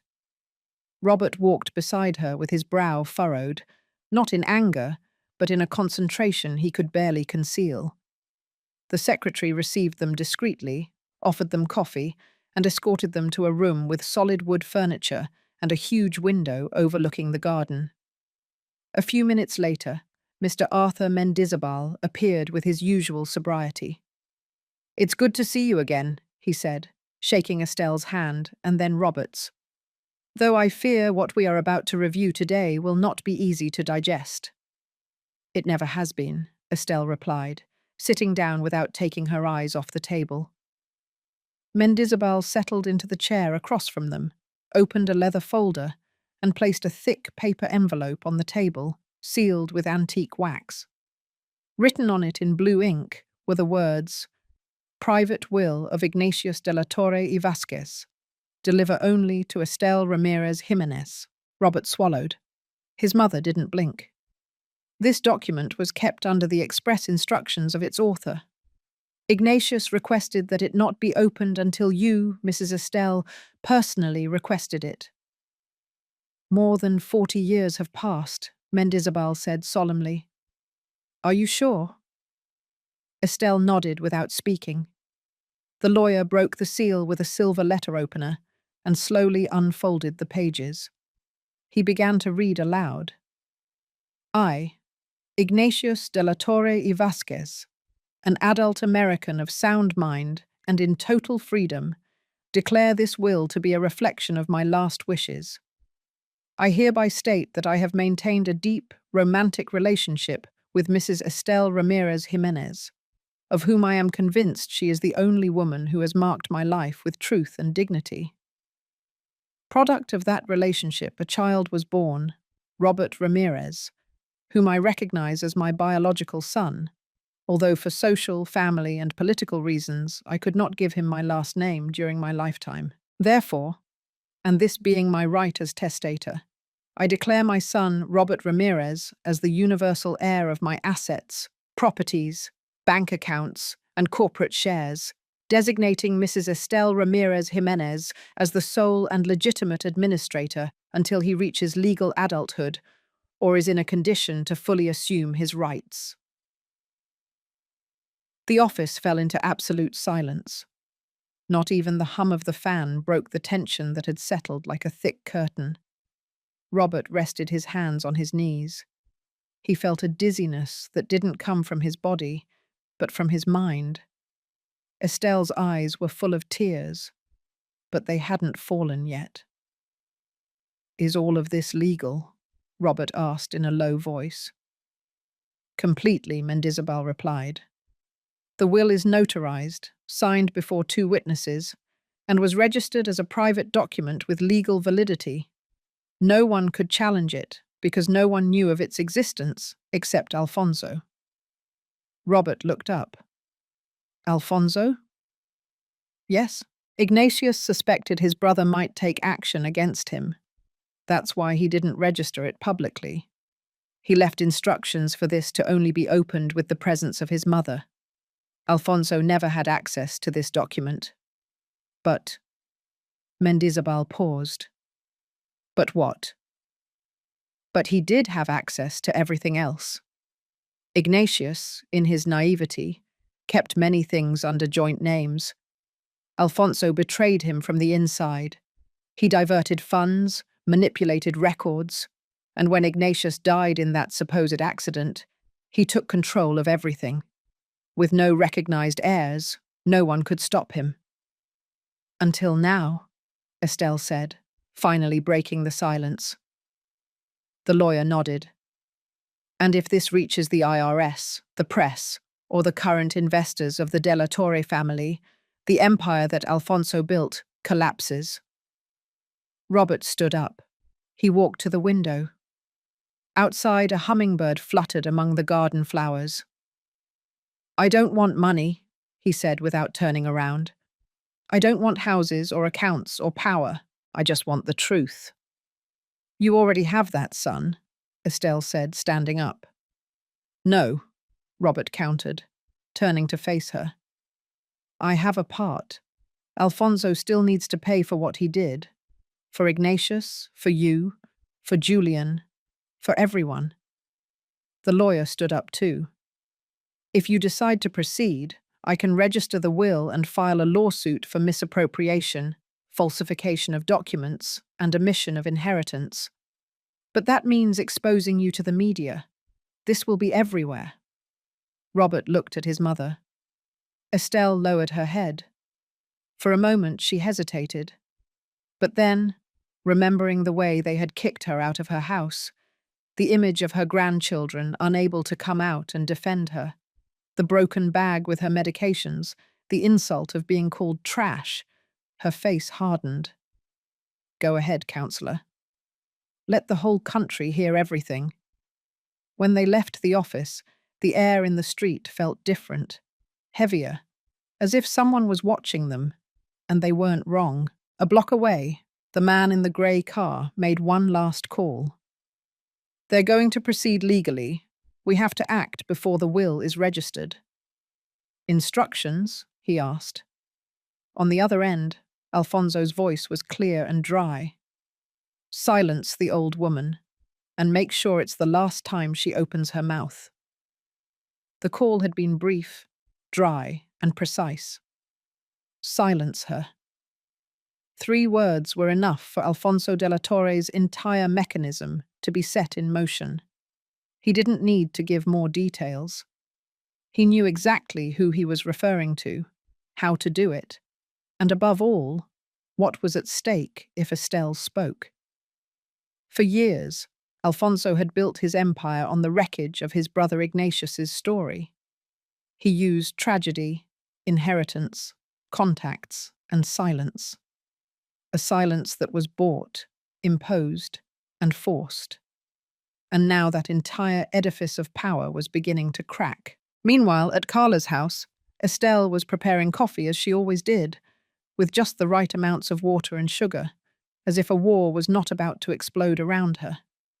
But something in her movements betrayed that she was no longer calm. She was sleeping little. She was talking less. Since they left Mendizabal's office with the legal copy of the will, something had stirred inside her. A premonition, an ancient instinct, that feeling on the back of her neck that says someone is watching you. And she wasn't mistaken. That afternoon, while Robert was reviewing documents in the dining room and Patricia was silently preparing dinner, there was a knock on the door. 3 dry knocks. Carla was the first to look out the window. You again? She snapped, frowning. I'm here to speak with Robert, Alfonso replied bluntly. I'm not leaving until I see him. Robert heard his voice from inside and immediately stood up. His mother also got to her feet, her face tense. Don't go out, Estelle warned him. I have to, he replied. He opened the door. Alfonso, impeccably dressed, looked at him with that expression that only men used to giving orders have. Robert didn't move. He observed him as one watches a caged beast that can still bite. 5 minutes, Robert said. 1 is enough for me, Alfonso replied, crossing the threshold uninvited. He entered the dining room as if it were his own house. He sat down without permission. He looked around. He sniffed the air as if searching for the presence of something invisible. You have documents in your hands that don't belong to you, Alfonso said, getting straight to the point. They are my brother's will, an invalid will. It was never registered during his lifetime. It was never public. It was never recognized by any authority. It was signed before a notary public and hidden for 40 years. Why do you think your mother never presented it? Because even she didn't trust what she was doing. Estelle clenched her fists. She did not answer. What do you want? Robert asked, controlling his anger. An agreement, Alfonso said, taking a thick envelope from his briefcase. He placed it on the table with a soft but firm thump. $10 million, in cash, in exchange for you renouncing any legal action. Not one more word about Ignatius. Not one more word about Estelle. Bury the will. And you keep your family, your job, and your silence. Robert looked at him without blinking. Do you think you can buy my name? Not your name. Your comfort. Your stability. Do you really want to drag your children into a legal battle that is going to leave you emotionally, publicly, and financially ruined? This isn't TV. This is real life. Real life, Robert repeated, where you stole the inheritance from your own brother, stripped my mother of her dignity, and now you come to buy my conscience. I'm not interested in your conscience. I'm interested in your silence. Estelle took a step forward. For the first time in years, she stood face to face with Alfonso. She was no longer the young girl from the tailor shop, nor the woman hidden in the convent. She was a mother, a survivor, and the only one who still had something to say. You never understood Ignatius, she said with a firm voice. You never knew what it was like to love someone more than yourself. He protected me until the last day, and now you want to silence what is already written, but this time you won't be able to. And you think the world is going to believe a woman like you? Alfonso shot back with contempt. They threw you out into the street like trash. No one defended you, no one listened to you. And now you want to be the hero. I don't care what the world believes. I care that my son knows the truth. I care that my grandchildren grow up without fear, and that you, for once in your life, face what you did. Alfonso got up furiously, grabbed the envelope violently, and put it back into the briefcase. Last warning, he said before leaving. If you go ahead, you're going to regret it. Not just you, but everyone. That night, Estelle didn't sleep. She sat on the bed with the diary in her hands, the same one Patricia had returned after copying the entire thing into a digital file. The rain beat insistently against the window. It was a stormy night, literally and symbolically. Robert walked back and forth across the living room, reviewing documents, making calls, looking for media outlets willing to publish the story. Patricia supported him in everything. David, their son, had already designed a folder with all the digitized content. But what no one knew was that on that same night, while the wind lashed the trees in the Queen's neighborhood, a car without license plates was parking half a block away.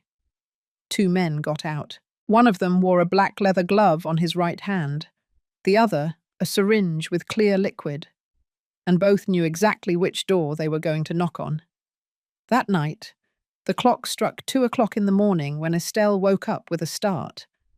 It hadn't been a loud noise. It wasn't a scream or an explosion.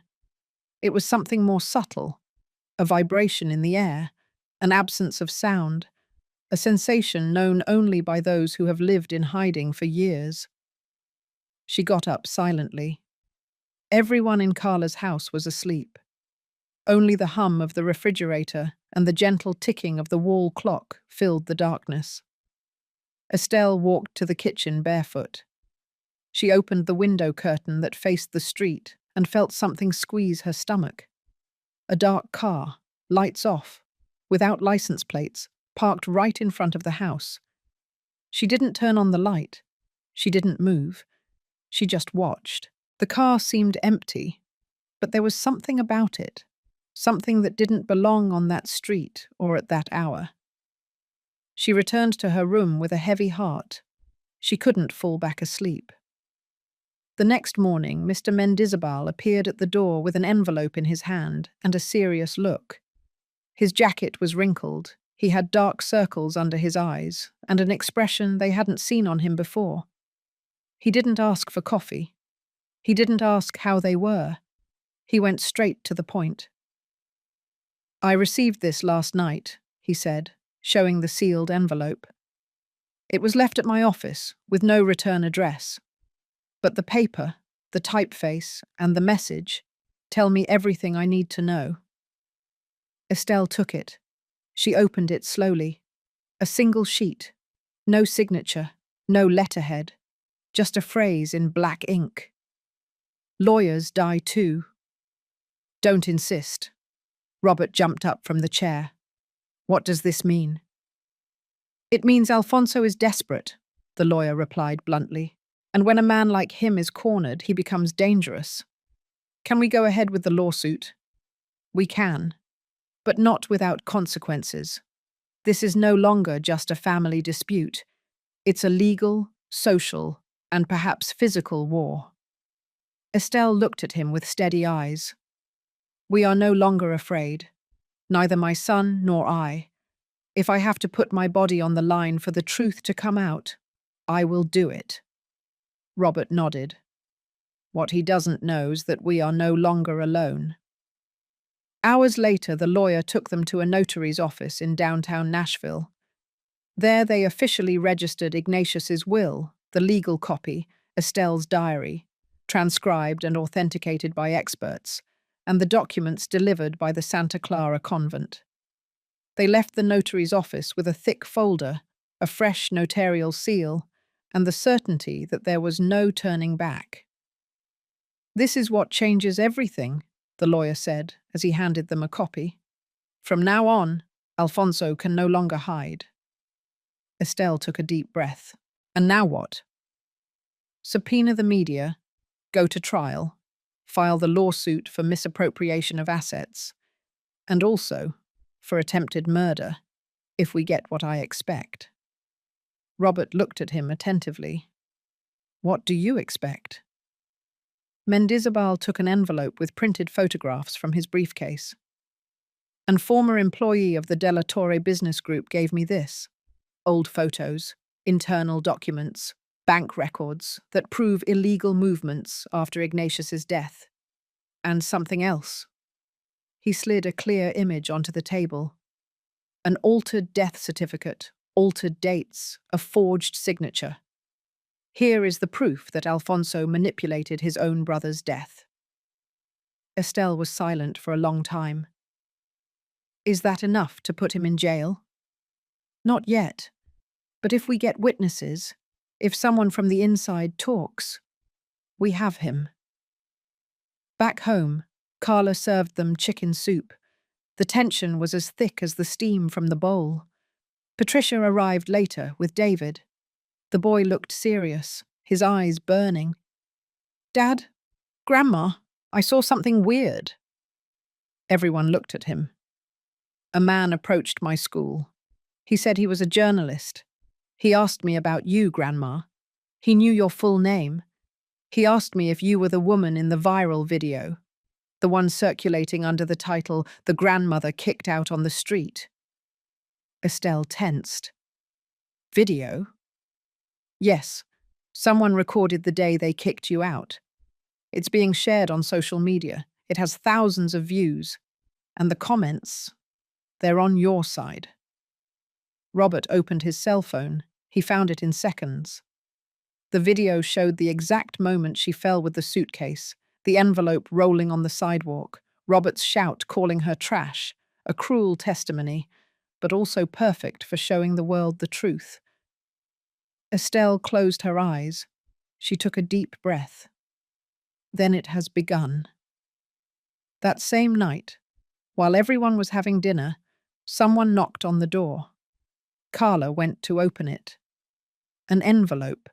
No one there. No car. No footsteps. Just the envelope, taped to the gate. Carla brought it inside. Estelle opened it with steady hands. Again, no return address. But this time the message was different. See you at the hearing. This isn't over. And below that line, a photo. Her, Ignatius, and a baby in his arms. Robert. The past was no longer a secret. Now it was evidence, and there was someone else who was not going to allow that truth to reach the courts. The one who had survived so many years manipulating from the shadows was about to show himself to the world, and he wouldn't come alone. The rain had stopped, but the air still smelled of storm. Estelle felt uneasy, as if her steps were leading her towards something inevitable. She had lived her whole life postponing truths, hiding behind duty, swallowing words to protect those she loved. But now, what she held in her hands could no longer be silenced. That morning, Mr. Mendizabal urgently summoned her to his office. He didn't want to talk on the phone. Something important came up. That's all he said. Robert accompanied her. Carla offered to watch the house. Patricia and David were also out, collecting more documents and finalizing details for the hearing. Estelle knew that what was coming would be a before and after. The office smelled of fresh coffee and old wood. In the center of the room, on the main table, there was an old but well-preserved metal suitcase. It was one of those suitcases that one doesn't buy, but inherits. The surface was marked with hand-engraved initials, IDTV. Estelle stood in front of it for several seconds. "Is that Ignatius's?" she asked in a low voice. "Yes," Mendizabal replied. "It was delivered to me in 1983, a few days before his death. He knew his end was near. He entrusted it to me with the instruction not to open it until you gave the order." Robert took a step forward. He placed a hand on the cold metal. "What's inside?" "Papers, photographs, recordings, receipts, maybe more evidence that Alfonso betrayed him from within, but no one has seen the contents in more than 40 years. If anyone has the right to open it, it's you." Estelle slowly nodded. "Open it." Mendizabal turned the two locks with a golden key. The dry sound of the mechanism releasing the lock made everyone hold their breath. When he lifted the lid, a slight odor of dampness and old paper filled the room. Inside, everything was precisely organized. A blue folder with worn edges, a wooden box with a cassette tape inside, a bundle of black and white photographs tied with red string, and a plain white envelope, unmarked, thicker than the others. Robert took out the folder. Opening it, he found property contracts, bank account documents, land deeds, all in Ignatius's name, all signed, all dated before his death, and all with a handwritten annotation, pending transfer to Estelle Ramirez or Robert Ramirez. "Here is the proof that he wanted to leave everything to us legally," Estelle murmured, her voice breaking. The lawyer took out the wooden box and extracted the cassette. He observed it carefully. "It's a recording. It's dated October 19th, 1983, 4 days before the accident." "Can we listen to it?" Robert asked. "Of course. I have a player," Mendizabal said, connecting an old device on the desk. He pressed the play button. The tape advanced with a background noise, and then a deep, firm voice, known to Estelle more than anyone. "My name is Ignatius de la Torre y Vasquez. I am recording this message in case something happens to me. I have reasons to believe that my brother Alfonso is behind the strange movements in the company accounts. I have discovered illegal transactions, and I plan to confront him this week. If I don't get to, if something happens to me, deliver this recording to Estelle. She knows what to do." Robert and Estelle looked at each other. The voice continued, now more paused. "Estelle, my love, if you are listening to this, it is because I am no longer here. I took care of you as best I could, but I failed myself by not protecting you better. Our son deserves the truth. Don't let him be raised on a lie. And if you can, give him my last name, even if it's late. What I regret most is not being there when he was born, but even from where I am still his father." The silence that remained after the recording was heavy, almost sacred. Estelle pressed her lips together. Finally, the tears fell, slow, hot, not out of sadness, but out of justice. Finally, the voice that was ripped from her heart returned to sustain her. Mendizabal took the white envelope. He opened it and took out a signed sheet of paper. "It is an authorization for the transfer of assets to Robert's name, but there is something else, an annotation that worries me." "What is it?" "It says, in case of my death, safe deposit box number 74 at the National Bank must be opened. Only Estelle or Councillor Mendizabal are authorized." Robert frowned. "Another box?" "Yes, and according to the numbering, It must be in the maximum security vault. What's in there? Estelle asked, her voice firmer than she expected. We don't know, but if Ignatius kept it locked for so long, it must be something bigger than all of this. At that moment, Patricia called Robert. You have to come back, she said, her voice frantic. Carla is ill, and Estelle needs to see her. What happened? I don't know, she said, trembling as she entered the house. She says someone followed her, that they touched her from behind when she was leaving the market. She fainted. We already called the doctor, but she's saying weird things. She's talking about the black car, the same one from yesterday. Robert hung up. We have to go. Estelle stood up without hesitation. They closed the suitcase. The lawyer promised to safeguard everything until the next appointment, but as they left the office, something already felt different, because what had begun as a family dispute was now turning into something bigger, a conspiracy, a truth too uncomfortable to be revealed, and a family that was about to face the darkest power that had pursued them for a lifetime. The courtroom wasn't large, but that morning it seemed to be holding the breath of half the country. Outside, television cameras, reporters, and photographers crowded behind the barriers. Social media was already boiling since the case of the expelled grandmother had exploded, but now the public had a new name to chew on: Ignatius de la Torre y Vasquez. The businessman who died under suspicious circumstances, and his illegitimate son, Robert Ramirez, who until weeks ago was just an ordinary citizen. Estelle arrived with a serene face, accompanied by her assistant lawyer and Robert. She was dressed simply, as always, but something was different about her. A firmness in her gaze, a weight in her walk, a dignity that neither time nor humiliation had managed to break. The judge, a mature man with a dry voice, called for silence. We are here to hear arguments regarding the legal validity of the private will of Mr. Ignatius de la Torre y Vasquez, as well as the accusations of forgery, omission of inheritance, and identity manipulation. I ask for respect from all present. This court will not be a stage for media spectacle, only facts. Estelle's lawyer was the first to speak.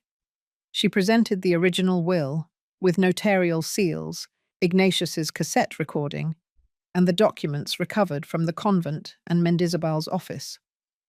Then Patricia took the stand to declare under oath that she had found Estelle's diary and that its content matched all the documents presented. It's not just paper, she said with a firm voice.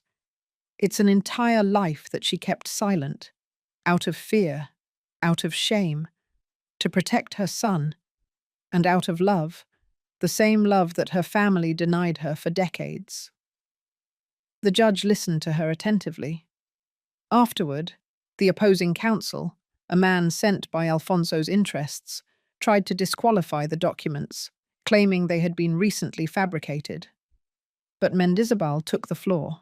This will was registered before a notary public in 1983, and the bank accounts, the financial movements, the contracts with Mr. Ignatius de la Torre's handwritten signature corroborate it.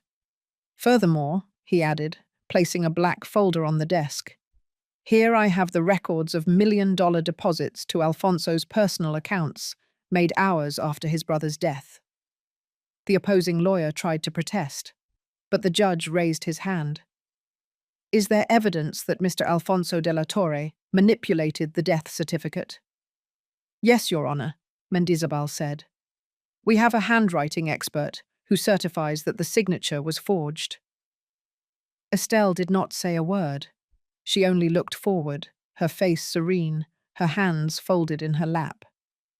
In the second half of the hearing, Robert was called to testify. The judge looked him straight in the eye. Did you know you were Ignatius de la Torre's son? No, Your Honor. I found out a few weeks ago. I grew up believing I was the son of Julian Ramirez, my mother's husband. But now I understand many things. His coldness, his distance, and my mother's silence, who did what she could with what she had. And why are you here today? Because my mother does not deserve to die with that weight on her, because I don't want his inheritance. I'm not looking for riches, only that what she lived through, what she suffered, and what she fought for in silence all her life, be recognized. Robert's words made more than one person in the room wipe away tears without trying to hide it. At that moment, the judge paused. Is Mr. Alfonso de la Torre present? There was a dense silence. The chair reserved for him remained empty. His lawyer stood up. Your Honor, Mr. Alfonso is under medical custody. He has had a recent incident and cannot appear. Can you present a certificate? Of course, he replied, handing over a document. The judge reviewed it. He frowned. He set it aside. Very well. This court will analyze the complete content and will issue its ruling in the coming days. For now, the preliminary validity of the will is admitted, access to the De la Torre Business Group's accounts is frozen, and legal protection is requested for Mrs. Estelle Ramirez Jimenez and her family. Estelle closed her eyes for a moment. It wasn't a victory yet, but it was a step that no one imagined would be taken at 83 years old. Leaving the courthouse, a cloud of reporters surrounded them. Flashes, microphones, cameras, everyone shouted the same name. Mrs. Estelle, please, what do you have to say to the American public? She didn't stop. She walked slowly, surrounded by her children, her grandson, her lawyer. But before getting into the waiting vehicle, she turned and looked directly at the cameras.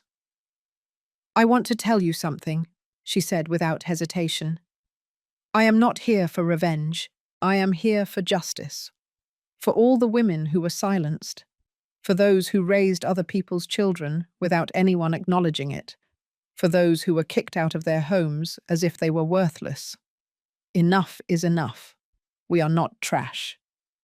And she left.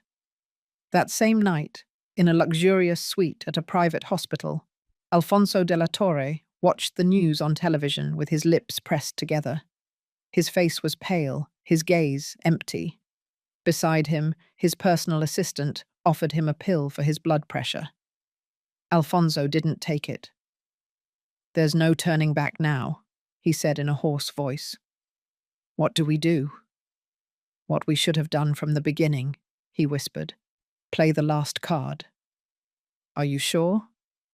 Absolutely. The next day, at dawn, an envelope was slid under the door of Mendizabal's office. It had no return address, no signature, no address, just a phrase written by hand in red ink. If you go ahead, the kid dies. And with it, a photograph. A recent portrait of David, Estelle's grandson, taken secretly outside his high school. The envelope with the threat reached the lawyer Mendizabal's hands first thing in the morning. It wasn't the first warning he had received since the case became public, but this one was different. It had a face. David's face. Estelle knew it before they told her. Her body knew it. Her blood ran cold as soon as she saw the lawyer's expression when he walked through the door, and although he tried to maintain his composure, he couldn't hide what was weighing on his soul. It's not just any threat, Estelle, he said in a grave voice as he spread the photograph on the dining room table. This is no longer just pressure. This is direct. It's personal. Estelle looked at the image with a heavy heart. It was David, her grandson, her boy, captured just as he was leaving high school, with his backpack slung over his shoulder and his headphones on. It was a photo taken from a distance, but clear. A surveillance. If you go ahead, the kid dies, the lawyer repeated, almost with disgust. That's what they wrote, and they signed it in red ink. They are desperate, Estelle, and dangerous." Robert, who had just arrived, clenched his fists so hard that his knuckles turned white. He took the photo, looked at it for a second, and tore it to pieces. "We are not going to stop," he said. "They are not going to silence us." "I know," Mendizabal replied, "but we also can't expose David. Starting today, he cannot be alone. We are going to request judicial protection, precautionary measures. This has already gone beyond family matters." Patricia, who was in the kitchen, heard everything in silence. She entered without saying a word. She approached Estelle and took her arm. "We won't let anything happen to him, to any of them." That same day, the lawyer called an urgent press conference. The threats had to be made public. The best defense was light, truth, visibility. In front of more than a dozen reporters and cameras, Mendizabal read the contents of the envelope. Without filters, without embellishments. He showed the photograph and openly denounced Alfonso de la Torre's circle. "This is not fiction," he declared. "It is the life of a family that has been trampled for decades by corrupt interests and the complicit silence of the authorities. Today we are making it public because we are not afraid. Because if something happens to David Ramirez, Robert Ramirez, or Mrs. Estelle Ramirez, the person responsible will be Alfonso de la Torre and anyone protecting him." The news exploded. That same afternoon, the de la Torre name again filled the headlines. But not for business success or for donations to private foundations. This time it was for death threats, concealment of a will, tax fraud, and document forgery.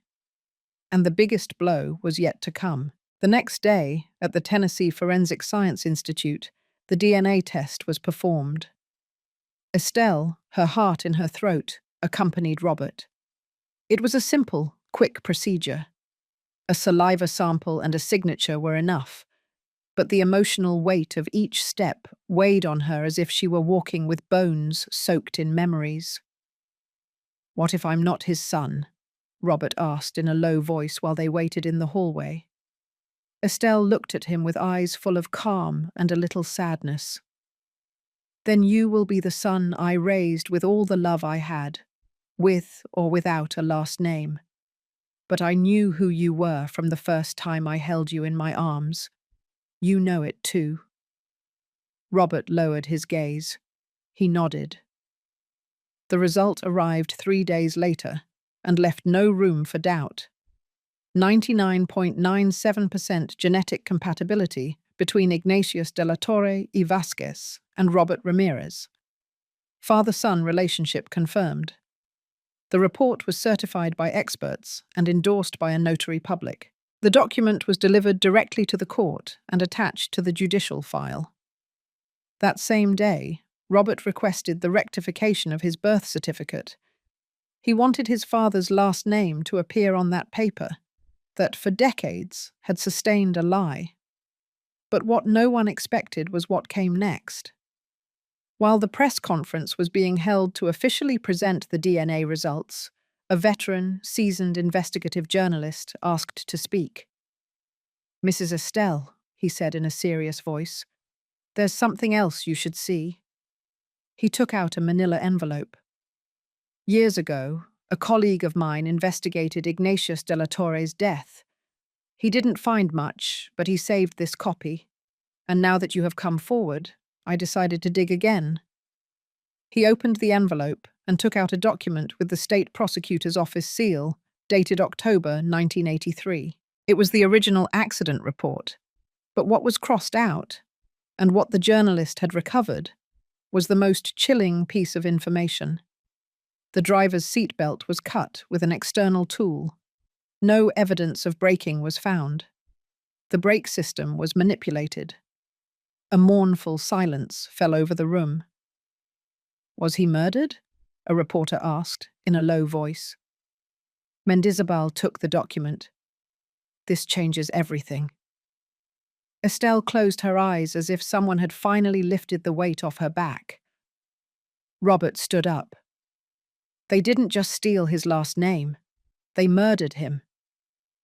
And as the conference images went viral in a matter of minutes, in a dark office in northern Tennessee, a man received a message on his cell phone.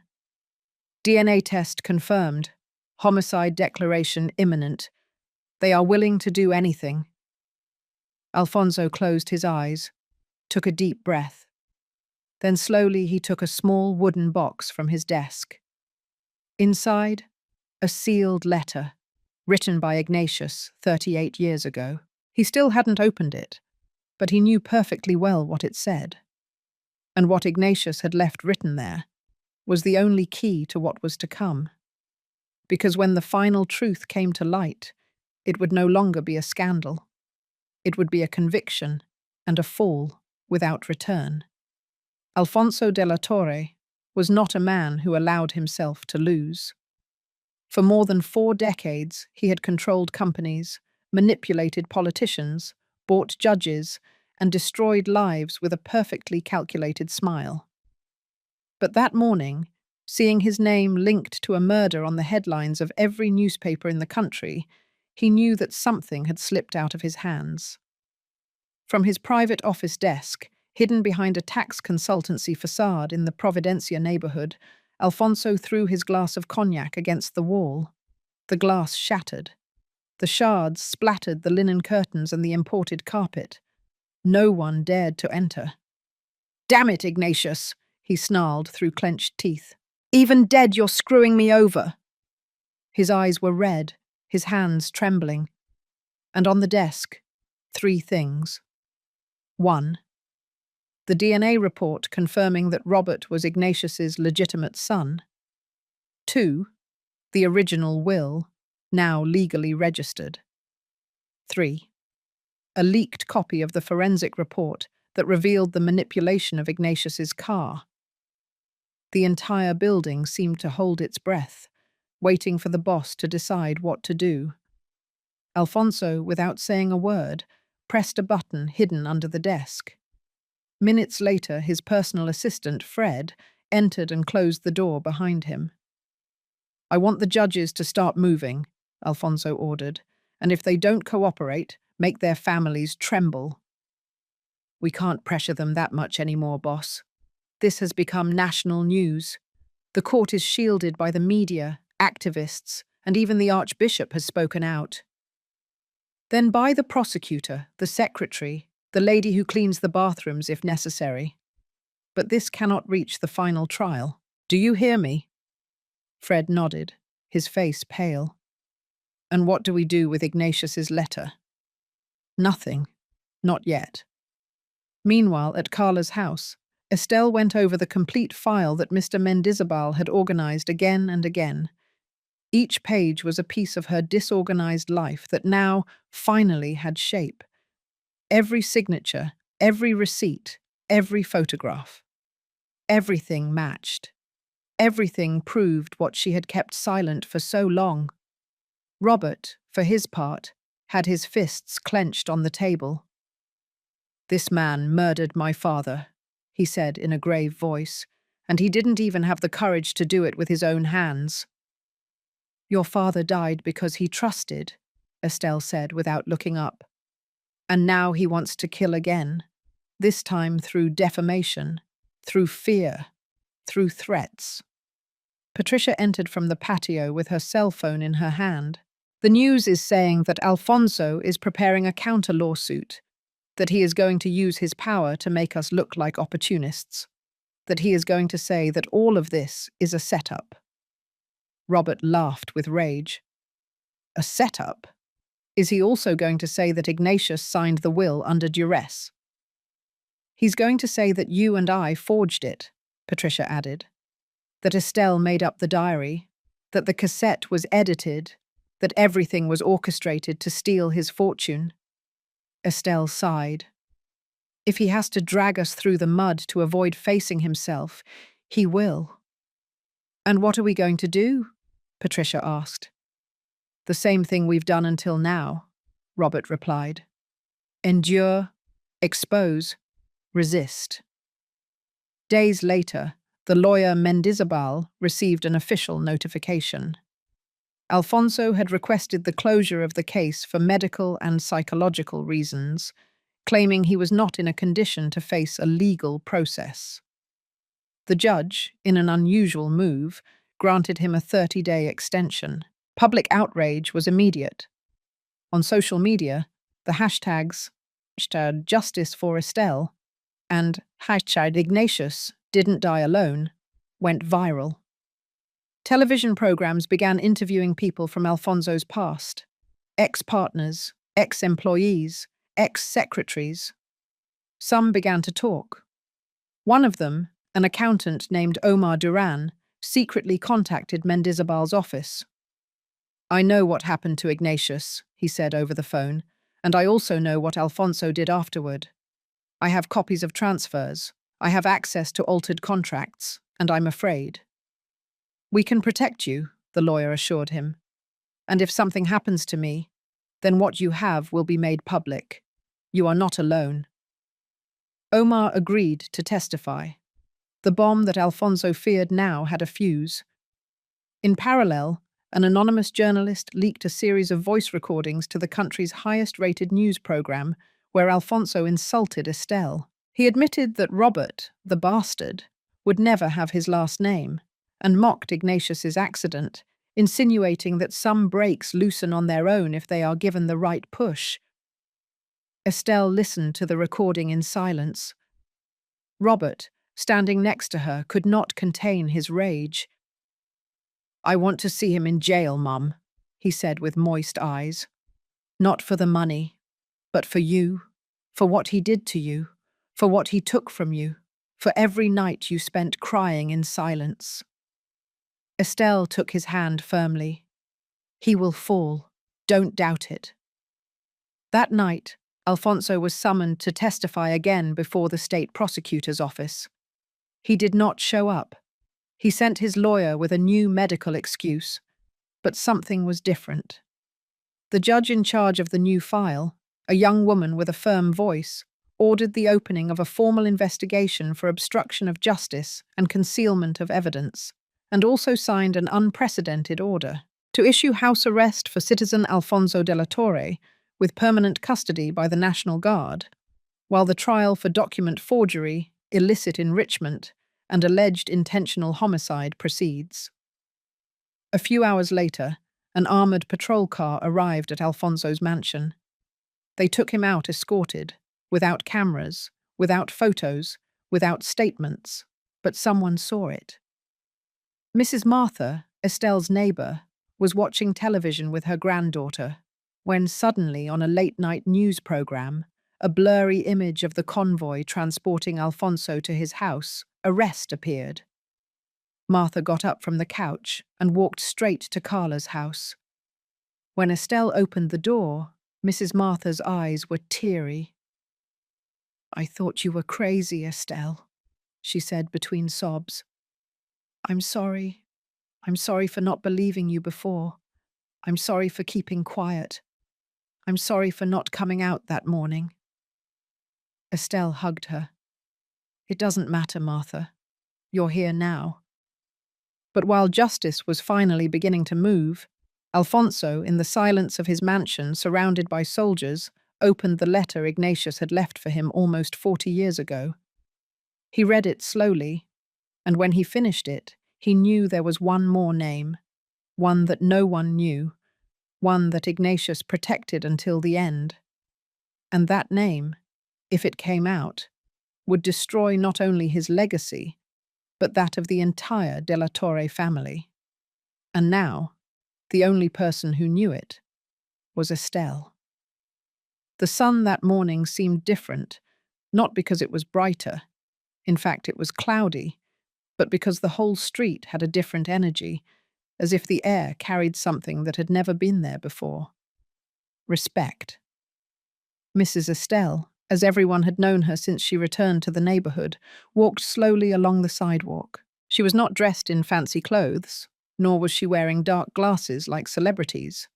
Just her light blue shawl, her cloth bag in which she always carried her diary and her medications, and a serene face that no longer asked permission to exist. That morning she was heading to the bakery to buy rolls, and for the first time she didn't have to dodge glances. The windows no longer closed when she passed by. The blinds no longer came down. On the contrary, Mrs. Bertha, a neighbour who for years only greeted her with a nod, or not even that, came out of one of the houses. "Mrs. Estelle," she said with a broken voice, "I want to apologize." Estelle stopped. "Apologize for what, Bertha?"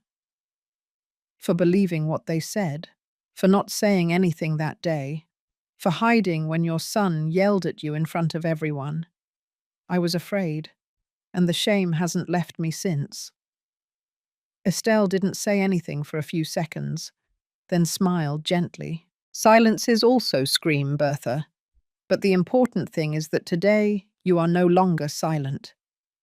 She continued on her way, but she hadn't gone 10 steps when another neighbour caught up with her, Mrs. Yolanda, who used to hand out cakes at Christmas to everyone but her. "I brought this for you," she said, handing her a container of rice pudding. "I've seen what they've said on television. I saw the video. It broke my heart. You didn't deserve that." Estelle received it with a smile. "Thank you. Rice pudding always heals old wounds." And she kept walking. When she arrived at the bakery, Mr. Julian, the lifelong baker, came out from behind the counter to serve her personally. In a low voice, without making a scene, he offered her a discount that he previously only gave to special customers. "All this that is happening is justice, isn't it, Mrs. Estelle?" "I don't know, Julian," she replied, "but at least it's a start." Returning home, she came across something that left her speechless. Mrs. Martha, the neighbour across the street, had hung a white canvas with handwritten black letters in her window. "A woman who refused to be trampled lives here." Some neighbours watched from the opposite sidewalk. They didn't say anything, but one by one they began to take out posters, signs, messages. "We are with you, Mrs. Estelle." "A mother is not thrown into the street." "Courage is not inherited, it is demonstrated." And then the unthinkable happened. Estelle's children, the same ones who had expelled her, who had humiliated her in front of everyone, who denied her voice and her truth, came out of the house. Robert was the first to cross the door. His gaze was downcast, his face pale. He didn't speak. Beside him was Patricia, holding the arm of David, who couldn't hide his tears. Robert stopped in front of his mother. "Can we walk with you?" Estelle didn't answer right away. She looked at him with those eyes that had already forgiven him many times, even without him knowing it. And with a slight nod of her head, she took a step forward. He followed her. And at that moment, the whole block fell silent. And then, applause. They were not shouts of support, nor festive signs. They were sincere, slow, deep applause, like those given at the end of a play that leaves no words, only a lump in your throat. Estelle did not cry. She just walked. With her son on one side, her grandson behind her, and the entire neighborhood recognizing what they had ignored for so many years. That same night, the journalist who had leaked Ignatius's accident report contacted Mendizabal again. "There's something else," he said. "Something that was never handed over to the authorities. A series of recorded calls between Ignatius and a woman who was neither Estelle nor his wife." "What woman?" the lawyer asked. "One who is named in the letter that Alfonso found, the one Ignatius left him before he died." "Who is she?" "That's what we're going to find out now."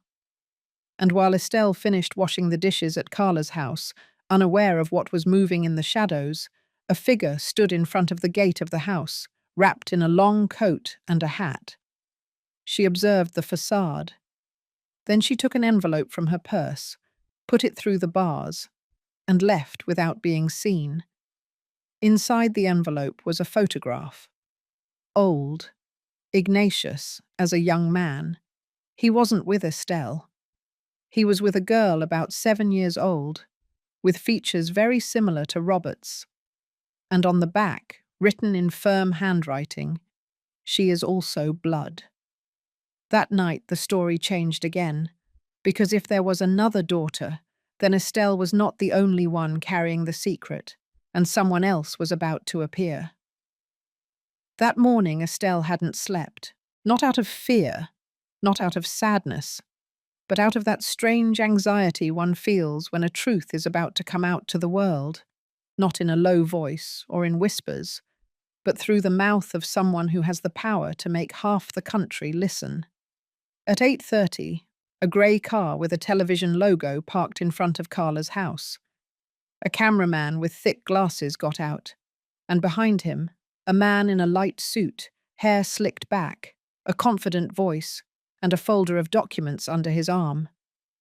It was Alvaro Revueltas, an investigative journalist with more than 30 years of experience. Many knew him as the one who brought out what no one wanted known. That day, he had come for Estelle. "Thank you for opening the doors of your house to us," he said, as he respectfully shook her hand. "Thank you for wanting to tell the story," Estelle replied. "Although it is not just mine, it is many women's." The team set up lights, microphones, and cameras in the dining room. Robert and Patricia helped move the furniture. David, from the living room, watched in silence. Carla just prepared coffee, as if everything were normal. But it wasn't. "We are going to begin," Alvaro said, "and I don't want you to see me as a journalist, Mrs. Estelle. I want you to see me as a grandson who needs to understand what happened to his grandmother, and no one ever explained it to him." Estelle nodded. The camera turned on, and she began to speak. She told everything, from the day she met Ignatius at the tailor shop until the last time she saw him alive. The pregnancy, the convent, the diary, the envelope, the forced silence, the fear of being called crazy, a liar, opportunistic. "I hid everything because I thought that if I said it, they would take my son away from me. I thought they would accuse me. I thought no one would believe me. And for a while I was right. No one believed me. What changed? I no longer care if they don't believe me. I care that the truth lives longer than fear." The journalist listened without interrupting, taking notes, marking phrases. At one point he took off his glasses and rubbed his eyes. "Why do you think your son Robert was the cruelest to you?" "Because he was the one who resembled Ignatius the most." "And is that good or bad?" "Both, because he was also the one who could break me or protect me the most." Then it was Robert's turn. He told his version, the discovery, the confusion, the pain, the hatred, the guilt, the love, all in that order, all with eyes full of a repentance that sought not pity, but emotional justice. "I don't want my mother to be a symbol. I want her to be a person. I want her to be heard as a human being, not as a social media martyr." In the middle of the interview, Alvaro took out a photograph that was not among his documents. It was the same one that had been left on the gate the night before. Ignatius, with a 7-year-old girl, similar to Robert, but with different features. On the back, the phrase was still there. "She is also blood." Alvaro placed the image on the table. "Mrs. Estelle, do you know who this girl is?" Estelle carefully took the photograph. She looked at it for several seconds. She frowned. The air in the room became thick. "No," she finally said. "I've never seen her. But that look is exactly like Ignatius's when he was angry." "Do you think Ignatius had another daughter?" "I don't know. He never told me anything. But he didn't tell everyone everything either." The interview ended near noon. Alvaro promised to air it in full, without cuts, on the 9 o'clock primetime news. This story is no longer just yours, Mrs. Estelle. It belongs to the whole country. And know this, people are not on Alfonso's side. They are on yours. Hours later, as the team was leaving, the journalist stopped on the sidewalk. He called from his cell phone. I got everything. Diary, recording, DNA, and something else. There's a girl who could change the course of the trial. Are you going to air it? At 9. And if they silence me, I've already given a copy to 3 colleagues. No one is going to stop this. He hung up. That night, the entire United States tuned into Channel 7. Millions of people saw Estelle's face in close-up, telling everything with that serenity that only years and well-healed scars provide. They saw Robert break down in front of the cameras, admitting his mistakes. They saw the documents, the photographs, the audios, and at the end of the report, an image froze the broadcast. The photograph of the girl, and a question. Who is Ignatius de la Torre's other daughter? 3 states away, in a simple house in Arizona, a woman a little over 40 years old dropped the knife with which she was cutting onions. She approached the television with her mouth open. She put her hands to her face. It can't be. Her 15-year-old daughter approached. What's wrong, Mum? That man, the one in the photo, she whispered. He's your grandfather. And right there, destiny opened a new door again. Because what seemed closed was just beginning. The federal justice courthouse was packed. Despite the defense's attempts to prevent press access and keep the hearings private, the judge had authorized the presence of some accredited media due to the high public relevance of the case. What was initially a dispute over a family inheritance had been transformed into a national scandal with legal, business, social, and human ramifications. It was the day of the formal trial against Alfonso de la Torre, and Estelle would be seated in the front row.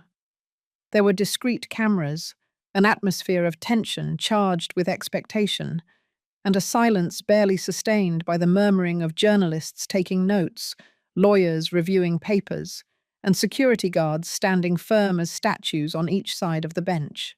At 11 o'clock sharp, Alfonso entered escorted, handcuffed, his face noticeably aged, but with that look he never lost, the look of someone who still believes himself invincible.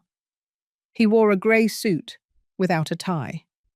It was noticeable that he had lost weight, but not arrogance. Estelle looked at him without blinking, not with hatred, but with a serene dignity that unnerved him. Robert, sitting beside her, could barely contain the impulse to stand up when he saw him. Patricia placed a hand on his knee, as if reminding him that they were no longer in the street. Now justice was playing on their side. The judge began the hearing firmly. In this court, citizen Alfonso de la Torre y Vázquez is being tried for the crimes of conspiracy, illicit enrichment, forgery of official documents, and alleged aggravated homicide. This court will hear both sides and will determine, based on evidence and testimony, the truth of the facts. The room fell silent. The prosecution began with the background: Ignatius's death, the suspicious financial movements, the omission of the will, the threats to witnesses, and the recent threat to David's integrity. Then they called the accountant, Omar Duran, to testify. The man, with a trembling but clear voice, confirmed that Alfonso had ordered the manipulation of Ignatius's accounts during his lifetime, diverting funds to tax havens and forging contracts to justify million-dollar movements that were never declared. I saw the transfers, the signatures, the dates, and when Ignatius began to ask questions, there were secret meetings, security changes, silent dismissals. We knew something was going to happen. We just never imagined it would be so definitive. The tension grew when Ignatius's recording was played in the room. His voice resonated through the speakers. If something happens to me, don't let Alfonso touch what I left for Estelle. Don't let him touch her. Because if I die, it won't be an accident. The judge called for silence. Reporters were already writing the headlines for the evening. The eyes of the country were there. Then, it was Estelle's turn. The prosecution asked her how she lived her relationship with Ignatius, how she hid the pregnancy, why she had kept silent for so many years. Estelle, without breaking down, narrated in detail everything she had written in her diary. Every word was a sharp scalpel cutting through decades of impunity. "I'm not here to collect a debt," she said at the end. "I'm here for the country to see what happens when a poor woman crosses paths with power, when the truth is inconvenient, when silence is the only way to survive." The judge called a recess. The room relaxed, but not for long, because what was coming was the most unexpected testimony of all. Upon resuming the hearing, the prosecution asked permission to present a new witness. The judge hesitated. "Who?" "A woman," the prosecutor replied. "Half-sister of Mr. Robert Ramirez's father, biological daughter of Ignatius de la Torre. Her identity has been confirmed by a DNA test." The entire room turned around. Alfonso opened his eyes as if ice had been thrown on his face. A woman a little over 40 years old, with her hair tied back, a firm face, and trembling hands, stood up from the back of the room. Estelle couldn't breathe for a second. "Who?" she whispered, but the answer came on its own. The woman walked to the stand. "My name is Ana Lucia Martinez. I was raised in Arizona. My mother told me never to talk about the man who got her pregnant, but she kept a photo, the same one you showed on television. I am also Ignatius de la Torre's daughter." The prosecutor showed the DNA result. The judge reviewed it, confirmed the record. He nodded. Ana Lucia looked at Alfonso. "You knew about me. For years. My mother asked you for help when I was 10 years old. You ignored her. Then you sent her money, and then you threatened her to make her disappear. They exiled us out of fear. But now I'm here, and I won't be silenced." Alfonso could not hide his confusion. For the first time, his gaze faltered. The judge interrupted the hearing. He said that the preliminary sentence would be given in 24 hours, but it was already clear what was coming. Estelle and Ana Lucia crossed paths on the way out. They did not hug. They did not cry. They only looked at each other, as if they knew that something very big united them long before they met.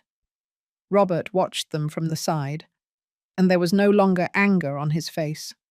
There was gratitude, and a question that would accompany him until the end. How many more truths can fit into one single broken family? That night, Alfonso, back in his guarded mansion, locked himself in his office. He opened a secret safe deposit box. He took out an old recorder, and he turned it on.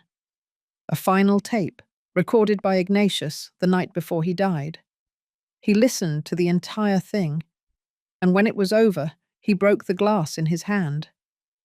Because what Ignatius said on that tape didn't just implicate him, it implicated someone else. Someone who had not yet been mentioned, but who was sitting very close in the court itself. The neighborhood applause, the press backing, the signs on the gate, the affection in the eyes of the neighbors. None of that managed to erase what Robert felt every morning when he woke up and saw his mother's face. Because it doesn't matter how many times an apology is repeated. It doesn't matter if people applaud you for changing, if you now defend what you once destroyed. The past doesn't forget so easily. And he couldn't forgive himself. The trial against Alfonso continued fiercely. The inclusion of Ana Lucia as Ignatius's recognized daughter had shaken the case. The De La Torre name had been dragged through the news, and finally, justice seemed to be taking the place that had been denied to Estelle for decades. But at home, the cracks were internal. Robert was no longer sleeping well. He was eating little. He spent hours in silence, reading old documents, listening to Ignatius's recordings, trying to make sense of everything he had ignored. One morning, while Estelle was folding clothes in the living room, she saw him standing in front of the window. "Are you going to continue like this?" she asked without turning around. "Like this how?" "Like none of this concerns you." Robert didn't answer. Estelle left the clothes on the table and approached. "Son, you didn't kill Ignatius, nor were you the one who forced me to hide the truth. But what you did do was judge me without knowing my story. And that, Robert, that was like killing me in life." He lowered his head. He closed his eyes. "There's not a day that goes by that I don't remember it." "Then don't repeat it. That's all that matters." Things at home began to change. Patricia, who had held the family together during the storm, began to distance herself, not out of lack of love, but out of exhaustion. She had defended him. She had helped expose the truth. But Robert remained locked in his guilt, unable to hug her, unable to see everything he still had. "I don't want to lose you," he told her one night. "You already lost me," she replied, "not because of what you did before, but because of what you are not capable of building now." That night, Patricia took David and their things and went to her sister's house. The following days were grey. Robert was suspended from his job. The media scandal, although it showed him as a victim, had also put him under everyone's scrutiny. His boss asked him for discretion. Some neighbours greeted him coldly, others just patted him with pity, and he crumbled. One afternoon, Estelle found him sitting on the sidewalk outside the house. His eyes were red, his face blank, his hands clasped between his legs like a child waiting for a scolding. "What are you doing here?" "The same thing you did the day they kicked you out, only you didn't deserve it. And I do." Estelle sat down beside him.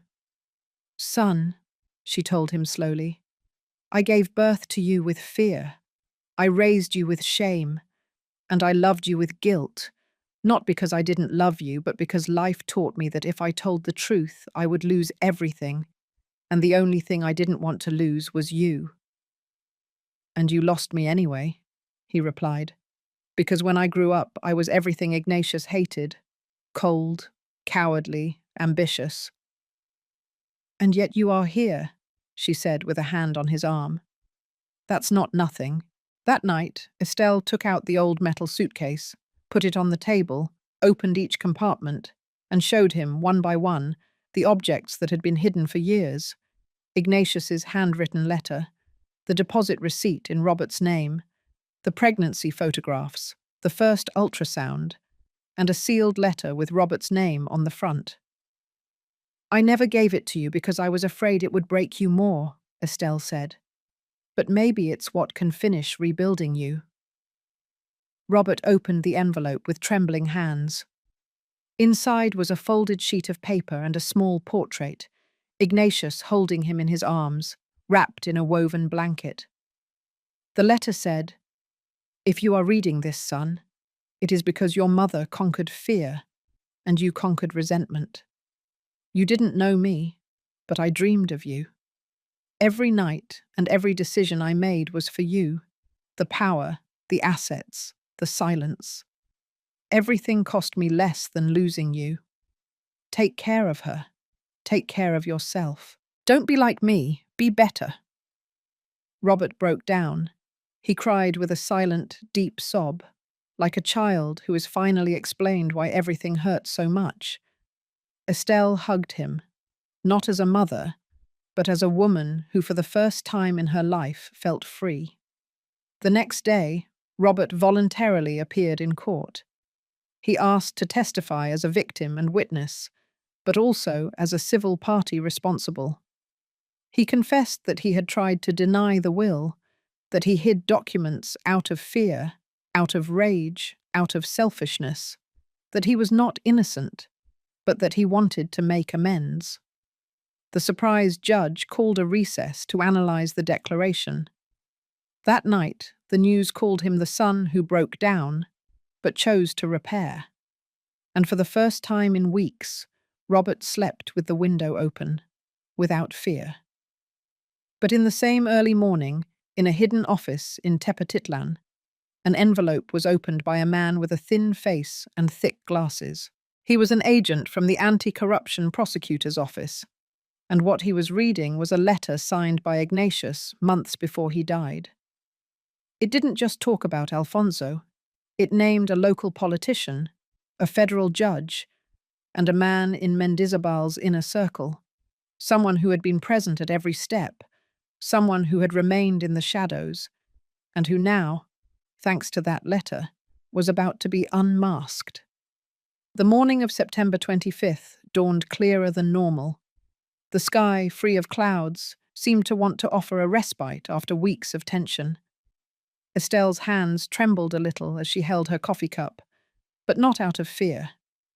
It was another kind of tremor, the kind you feel when you are about to make a decision that will change the course of many lives, not just your own. Robert, sitting across from her, silently read the newly printed sheets that Mr. Mendizabal had just handed him. They were the official documents that ratified his legal right as the sole heir to Ignatius's estate, as well as the power of attorney that Estelle had just signed in his name. "Here is everything," the lawyer said.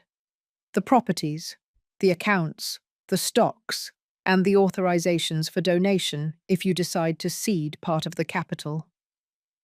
Estelle nodded without speaking, closed her eyes for a moment, as if chewing on the weight of that word.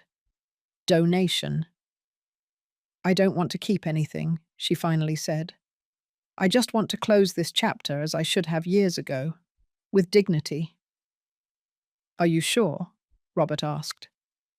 "Mum, it's a lot of money. It's buildings, land, companies." "Precisely because of that," she replied.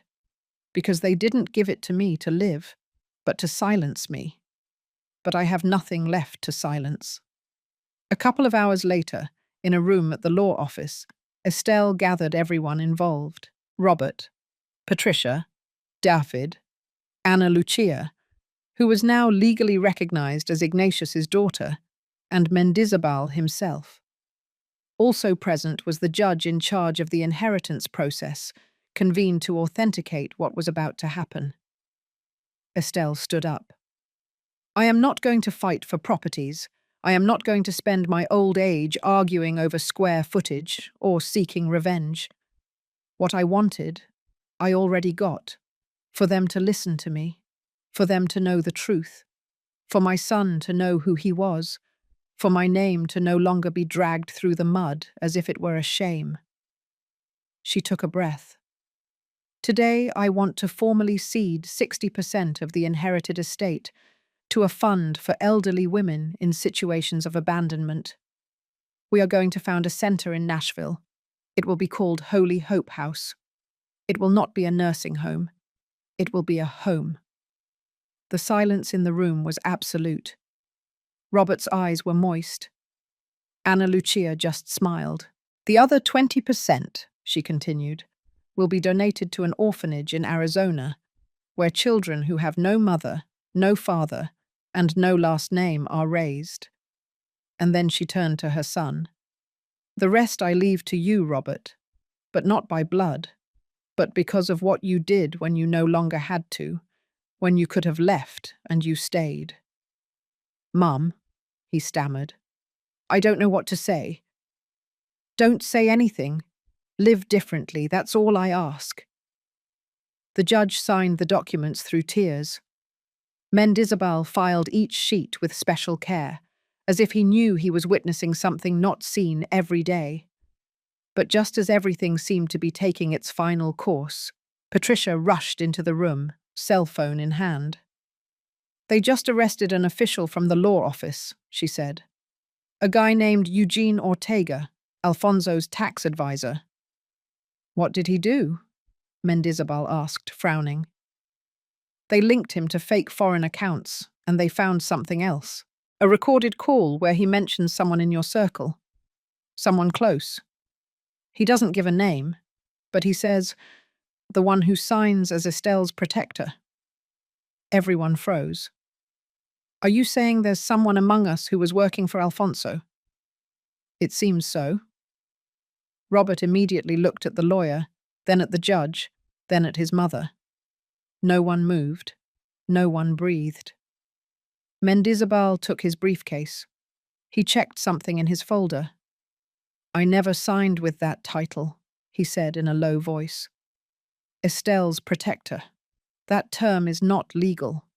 It's personal. The judge frowned. Then did someone sign using that title in some informal instance? Perhaps as an intermediary, someone who does not appear in the official documents, but who participated from the beginning. Anna Lucia stood up. What if it was one of the people at the convent? Or some official who knew Ignatius in his inner circle? Or someone closer? Robert said coldly. Closer than we imagine. Estelle suddenly remembered something. Carla. Everyone looked at her. Carla was with me when the first envelope appeared, when the lawyer came, when the first papers arrived. She knew everything before, long before. Are you insinuating that Carla... I don't know, but she wasn't just a neighbor. Ignatius knew her. Mendizabal paled. It's true. There is a letter from Ignatius, addressed to someone with the initials CM. I found it weeks ago, but I didn't know who it belonged to. That night, Estelle returned home with an agitated heart. She didn't say anything. She just went up to her room and looked for the diary. Between the last pages, just before the cassette, she found a loose sheet of paper. Old, folded. Opening it, a name hit her like a brick in the chest. Carla Mead. Safe contact. I trust her.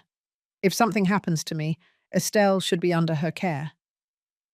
Estelle dropped the sheet, and for the first time she doubted the only person she had never doubted. The woman who welcomed her when she had nowhere to go. The one who defended her from threats. The one who was by her side every moment. And who now could have been the missing link between Ignatius and Alfonso. The day they placed the sign on the facade, Estelle stood in front of it for several minutes.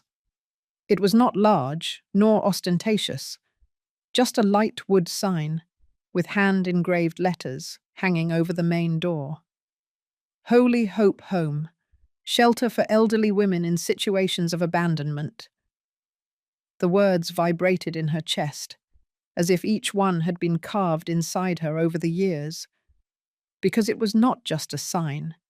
It was a mirror, a testament, a promise she had made to herself the night her son kicked her out with a suitcase in her hand, and her dignity torn apart in front of the neighbors.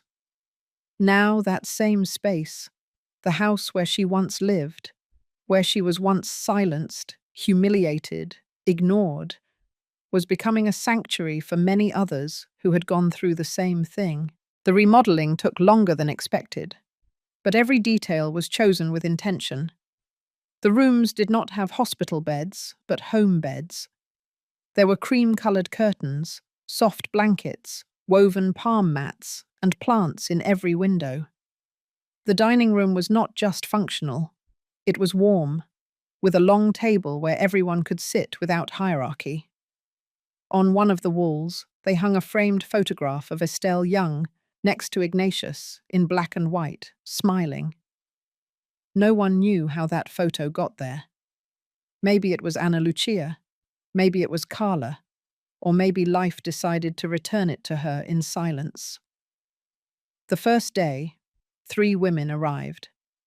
Mrs. Ophelia, 77 years old, expelled by her daughter-in-law after suffering a stroke. Rosalie, a woman who sold gum at the Minerva traffic circle and slept on a mattress under the bridge. And Lupita, who had been abandoned by her own children at a government nursing home and escaped after hearing about the project on a radio news segment. Estelle welcomed them with open arms, as if she had been waiting for them forever. There are no strict rules here, she said in a firm but sweet voice. Only one. You will never call yourselves a nuisance again, because this house is yours, and you are not a burden. You are living history. The second day, a truck arrived with donations: clothes, groceries, medications, books. A local priest gave a simple blessing, without pomp. A retired teacher volunteered to teach reading and writing to those who never learned. A therapist signed up as a volunteer. Little by little, the house was filled not only with women, but with purpose. The afternoons were filled with conversations, embroidery, folk music from a small speaker that Estelle placed in the living room. The nights with anecdotes that hurt but healed by being shared. Some cried, others laughed, some only listened, but with time they also spoke. One morning, while sweeping the entrance, Estelle found a basket with fresh flowers, a letter without a return address, and a small ceramic figure shaped like a butterfly on the door. She opened the letter. Thank you for not giving up. Thank you for being the mother many never had. Thank you for not being silent. Holy hope is not a shelter. It is justice made of bricks. Another daughter of life. Estelle smiled with teary eyes. The third Sunday after the opening, Anna Lucia arrived. She brought with her a very thin, elderly woman who could barely walk. She is my mother, she said, the one who raised a daughter in silence, the one who was also silenced by men who thought they owned the world. Estelle approached, took the woman's hands, and with a voice that was barely trembling said, "Welcome. This is your home too." But not everything was light. While the shelter was filled with new stories, the most important battle was being fought in the courts. The prosecutor's office already had enough elements to sentence Alfonso. But the defense lawyers were pulling strings to prolong the trial, seek technicalities, and leak false rumors in the media. One of those leaks reached national television. Estelle Ramirez, the alleged victim, had allegedly received million-dollar deposits years before the trial. It was false. But the damage was done. The journalist who interviewed Estelle, Alvaro Revueltas, came to her defense with a second special broadcast. He showed the bank statements, the will, the legal chronology. Estelle was paid, he said. Yes, but with contempt, with insults, with loneliness. And now they are accusing her of gaining what was taken from her since she was singled out for loving someone she shouldn't have. Popular support returned with more force. Feminist groups, civil associations, law students, housewives, young people and seniors began to gather outside the shelter.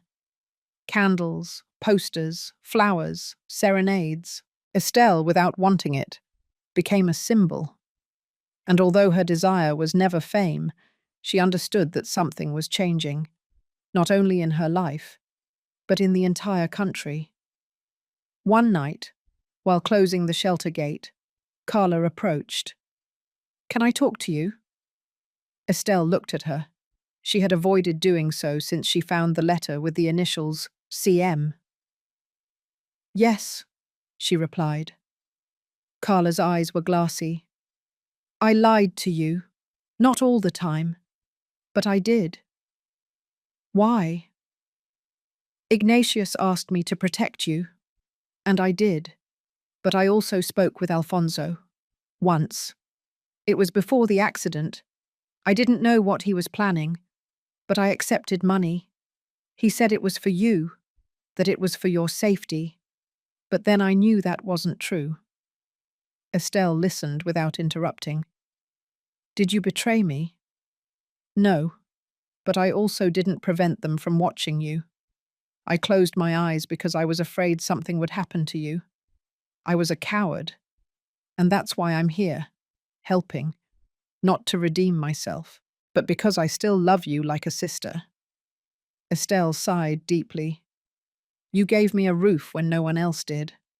Now I'm giving you something better, the opportunity not to keep silent again." Carla hugged her. Finally. After so long.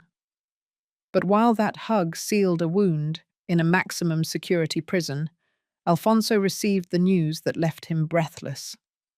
Ignatius's will had just been published in the official gazette, and with it, a list of names of people involved in his cover-up, among them, a still active magistrate, a high-level official in the prosecutor's office, and a last name he didn't expect to see.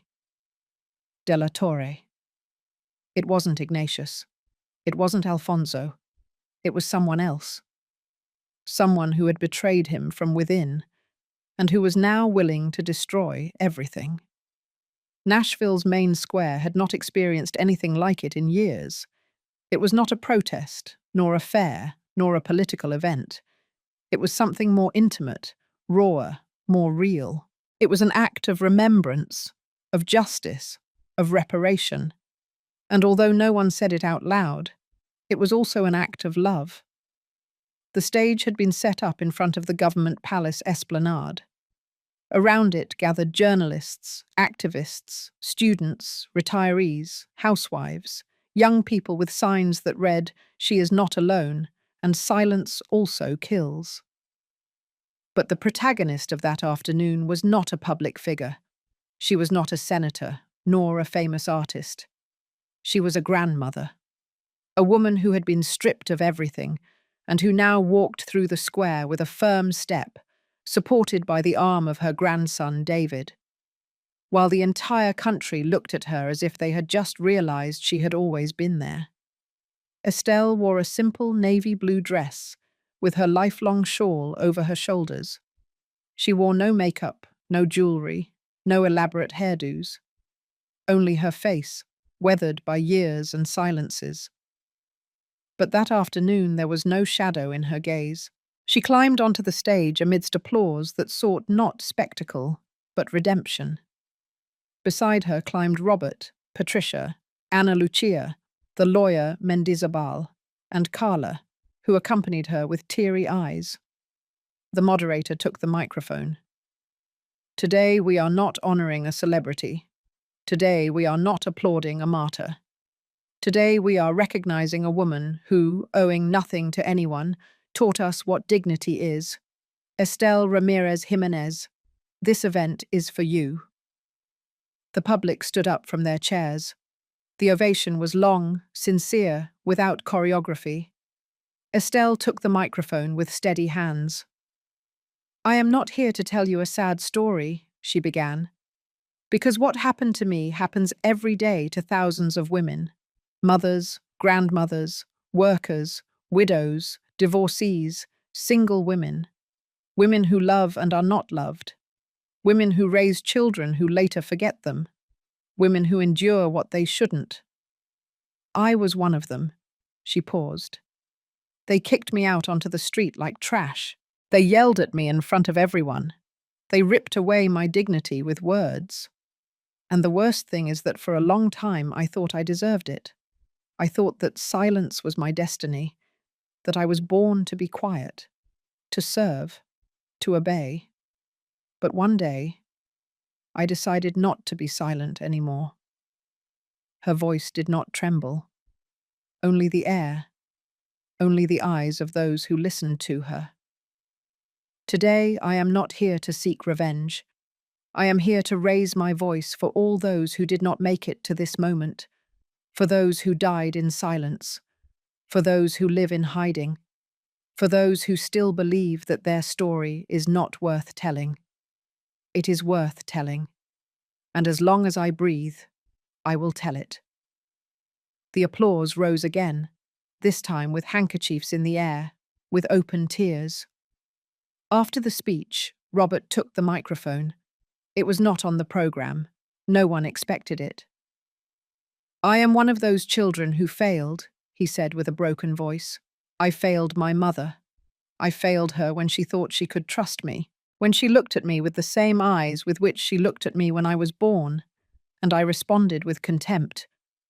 The public fell silent. "But I am here, not to clean up my image. I am here to apologize, publicly, completely, and to promise that I will honor her every day of my life." He stepped down from the stage and knelt before Estelle. She looked at him in silence, carefully helped him up, and hugged him, without words. The ceremony ended with string music. Students from Vanderbilt University performed Endless Love in front of the stage. The women from the Holy Hope shelter were in the front row. Some cried, others prayed in silence. One of them, Lupita, shouted from her chair, "You saved our lives, Mrs. Estelle," and everyone applauded. But in the crowd, a man watched from afar. He was dressed in black, dark glasses, a low hat. No one noticed his presence. In his hands he held an envelope. He walked toward the stage after the ceremony ended, and as Estelle descended the stairs, he handed it to her without saying a word. She took it, and when she opened it, she found something that stopped her in her tracks. It was a letter, signed by Ignatius de la Torre y Vasquez. It was not a copy. It was not a will. It was something else. A letter she had never seen, dated the day before his death, with smeared ink and a final message. Estelle folded it without reading it there. Her eyes trembled. "Who gave it to you?" she asked. The man was gone. And now, that letter hid the final truth, the most feared, the most painful, and the one that Ignatius had left out of all trial. A revelation that would change everything. That night, Estelle didn't sleep. The letter was still on the table, intact, closed. She had carried it in her hand all the way back from the event, wrapped in the same shawl with which she had been expelled years ago, the same one with which, without knowing it, Ignatius had seen her for the last time. It was as if destiny was closing circles that no one else understood, but she did. The house was silent. Carla was sleeping in the guest room, Anna Lucia in the back room, and Robert had gone out to drop off David. It was just her and the letter. She took it in her hands. There was no seal, only a careful fold, done calmly.